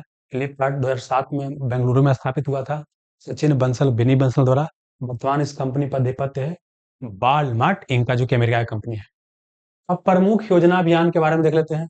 आपका पूंजी आपका अधिकार, निर्मला सीतारमण द्वारा शुरू किया गया। आगे चलिए। महाजय घर योजना, केंद्रीय गृह मंत्री अमित शाह द्वारा गोवा में शुरू किया गया है। किस राज्य में काला हिरन पुनः प्रवेश योजना सफलतापूर्वक लागू किया गया? छत्तीसगढ़ में बाबू हो चुका है। भारत ने किस देश से पटाखों की गैर कानूनी तस्करी रोकने के लिए ऑपरेशन फायर ट्रेल शुरू किया है? ये चीन के साथ। ये नया क्वेश्चन है, बाकी तीन को पुराना था। क्या चीन के साथ क्या है? पटाखा और गैर कानूनी तरीके से तस्करी किया जाता है, वहां से लाया जाता है, इसको अवैध मार्केट में बेचा जाता है। उसके लिए क्या है, भारत ने ऑपरेशन शुरू किया, ऑपरेशन फायर ट्रेल। तो बोलिए क्या बोले? आपका पूंजी आपका अधिकार, निर्मला सीतारमण द्वारा जारी किया गया है। माझे घर योजना, केंद्रीय गृह मंत्री अमित शाह द्वारा गोवा में शुरू किया गया है। काला हिरन पुनः प्रवेश योजना, छत्तीसगढ़ में। और किस देश से पटाखों के गैर कानूनी तस्करी रोकने के लिए ऑपरेशन फायर ट्रेल लॉन्च किया गया है? आपको चीन के साथ। प्रमुख सम्मेलन आयोजन, ये क्या है कि प्रमुख मीटिंग कहाँ हो रहा है, आयोजन कहाँ हो रहा है, वहां से प्रश्न पूछा जा सकता है। तो आइए देखते हैं दोस्त,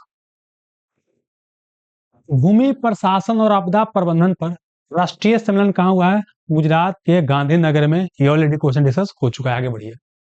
11वां भारत अंतर्राष्ट्रीय विज्ञान महोत्सव कहाँ हो? चंडीगढ़ में या पंचकुला? जो ऑप्शन रहेगा जो बना लीजिएगा, ये पहले हो चुका है। आगे बढ़िए, ये नया क्वेश्चन है। World green economy summit, world green economy summit 2025 का 11वां संस्करण कहाँ हुआ? दुबई में, संयुक्त अरब अमीरात के दुबई में हुआ है। और 60वां नंबर के राष्ट्रमंडल संसदीय सम्मेलन कहाँ हुआ? तो बारबाडोस ब्रिज टाउन में, बारबाडोस के ब्रिज टाउन में हुआ है। और भारत का प्रतिनिधित्व किए हैं लोकसभा अध्यक्ष ओम बिरला, ओम बिरला।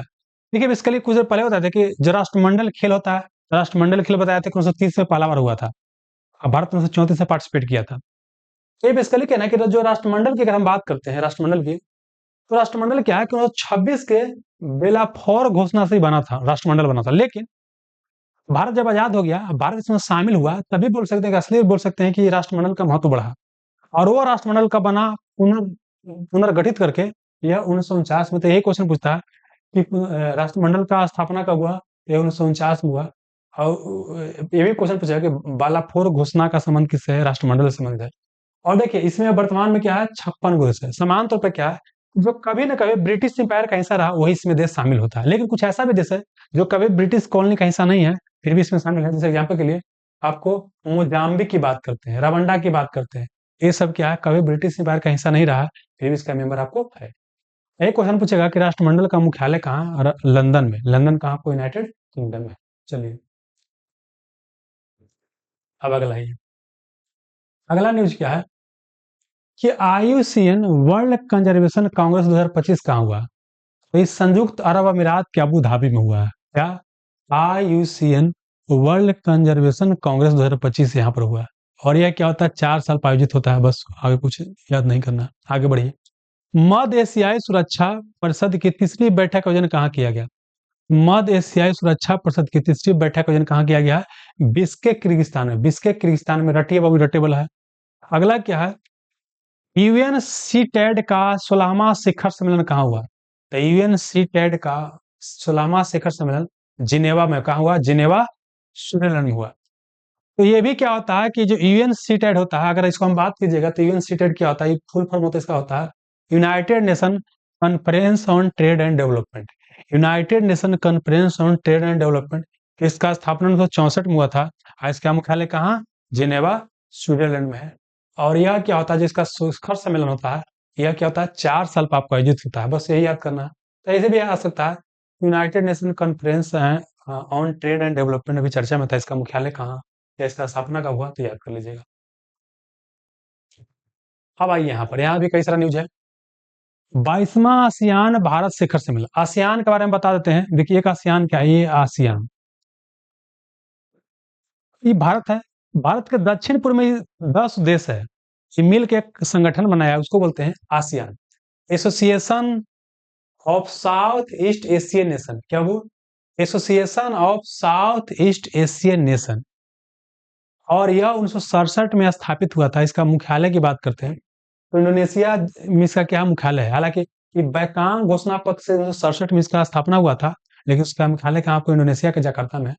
इसमें शुरू में कितना था? 10 देश था, मतलब 10 देश था आसियान में। अभी 11वां जो है आपको सदस्य बना है। आपको कौन? तिमोर लेस्ते इसमें क्या बना है? 11वां सदस्य बना है। तो वो है क्या कि 22वां जो आसियान है, भारत, देखिए आसियान कंट्री और भारत दोनों मिलकर क्या शिखर सम्मेलन का आयोजन करता है। तो ये कहाँ हुआ है? आपको कुआलालंपुर। कहाँ हुआ आपको? तो कुआलालंपुर मलेशिया में हुआ। और एक और है, देखिए पहले समझिए, आसियान का मीटिंग होता है और आसियान और भारत का भी मीटिंग होता है। तो आसियान का पहले मीटिंग हो गया, वो भी कुआलालंपुर वहीं हुआ। और आसियान और भारत का भी मीटिंग हुआ, वो भी कहाँ होगा? आपको कुआलालंपुर मलेशिया में होगा। दोनों वही लिखा है बाबू कि 22वां आसियान भारत शिखर सम्मेलन कुआलालंपुर मलेशिया में। फिर क्या है आपको, 47 नंबर के आसियान समिट 2025 में कहाँ हुआ? तो कहाँ हुआ? आपको कुआलालंपुर में हुआ। ठीक है। और आसियान के 11वां सदस्य कौन बना है? आपको तिमोर लेस्टे बना है। ठीक है। और एक और बहुत महत्वपूर्ण है, 2026 को ये घोषित किया गया है आपको आसियान भारत समुद्री सहयोग वर्ष। मतलब कि पूछेगा कि आसियान भारत समुद्री सहयोग वर्ष किस वर्ष को घोषित किया गया है? तो ये 2026 को, ये आपको 2026 को घोषित किया गया है। तो इसको भी क्या करना, आपको ध्यान रखना। क्लियर है? आगे बढ़िए।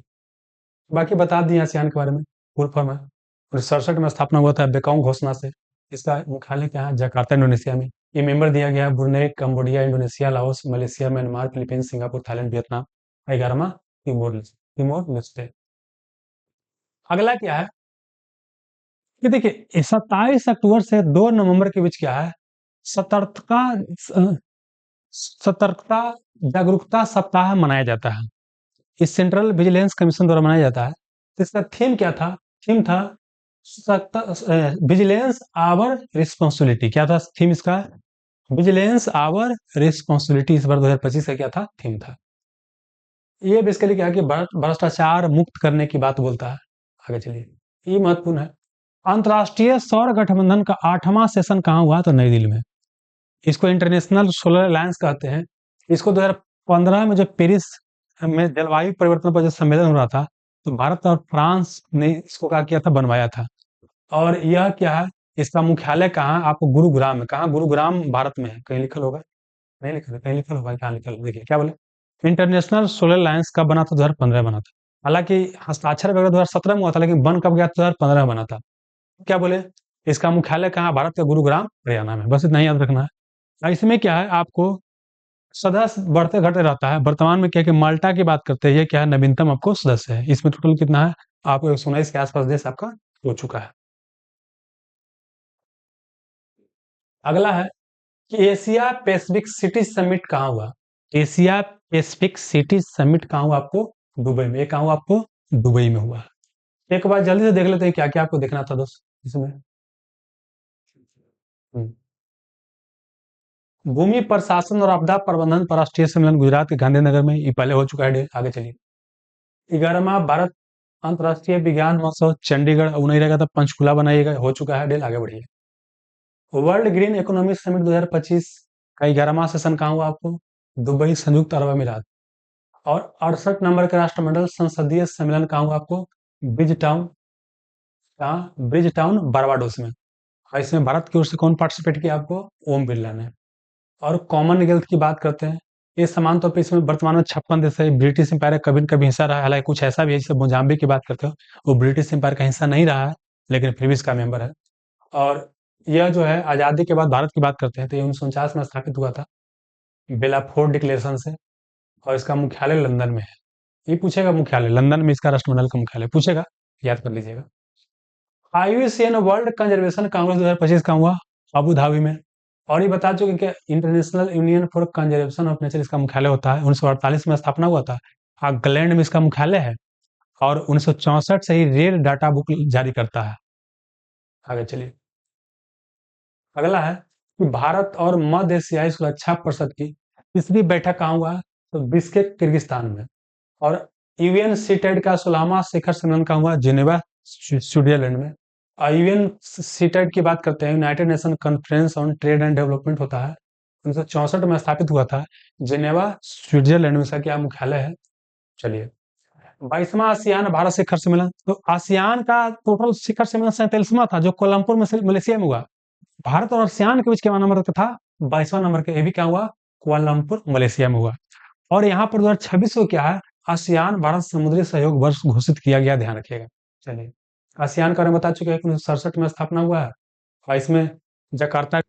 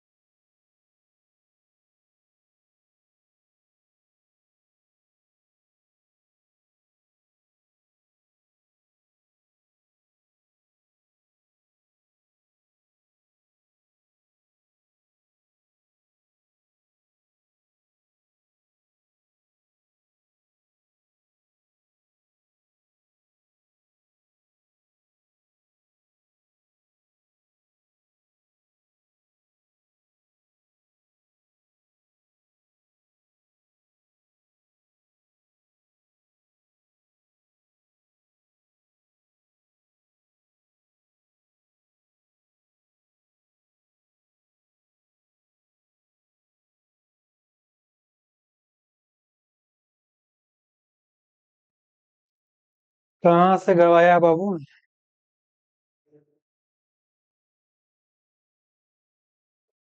साले कहाँ? सियान का कि पूरा हरियाणा में भूमि पर। हाँ चलिए, धन्यवाद।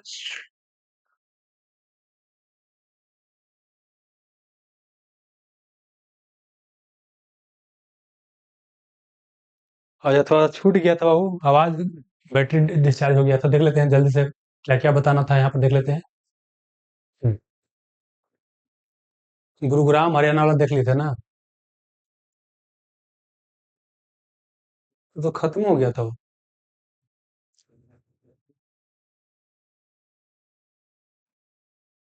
तो यही हम देख रहे थे, ये सब हो गया था, इंटरनेशनल सोलर अलायंस हो गया था। गुरुग्राम हरियाणा में इसका मुख्यालय है। और एशिया पैसिफिक सिटी समिट 2025 की बात करें तो कहाँ आपको? दुबई में हुआ है। अगला लेसन से कहाँ देखेंगे? रक्षा से। कहाँ से देखेंगे? रक्षा से देखेंगे बाबू।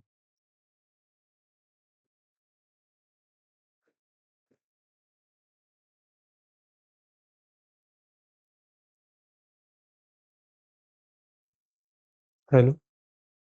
तो यही हम देख रहे थे, ये सब हो गया। चलिए, तो यहाँ तक किसी को कोई दिक्कत नहीं ना है? अब नेक्स्ट लेसन में आएंगे तो इसको बताएंगे। इसको कल संडे को पूरा कर देंगे 7 बजे से बाबू।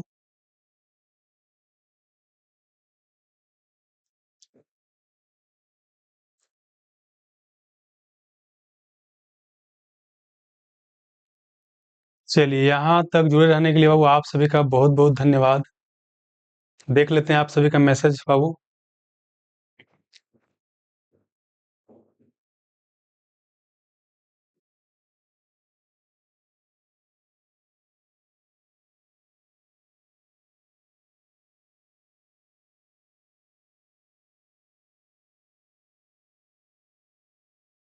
चलिए, तो सेशन को एंड करते हैं। यहाँ तक जुड़े रहने के लिए आप सभी का बहुत बहुत धन्यवाद।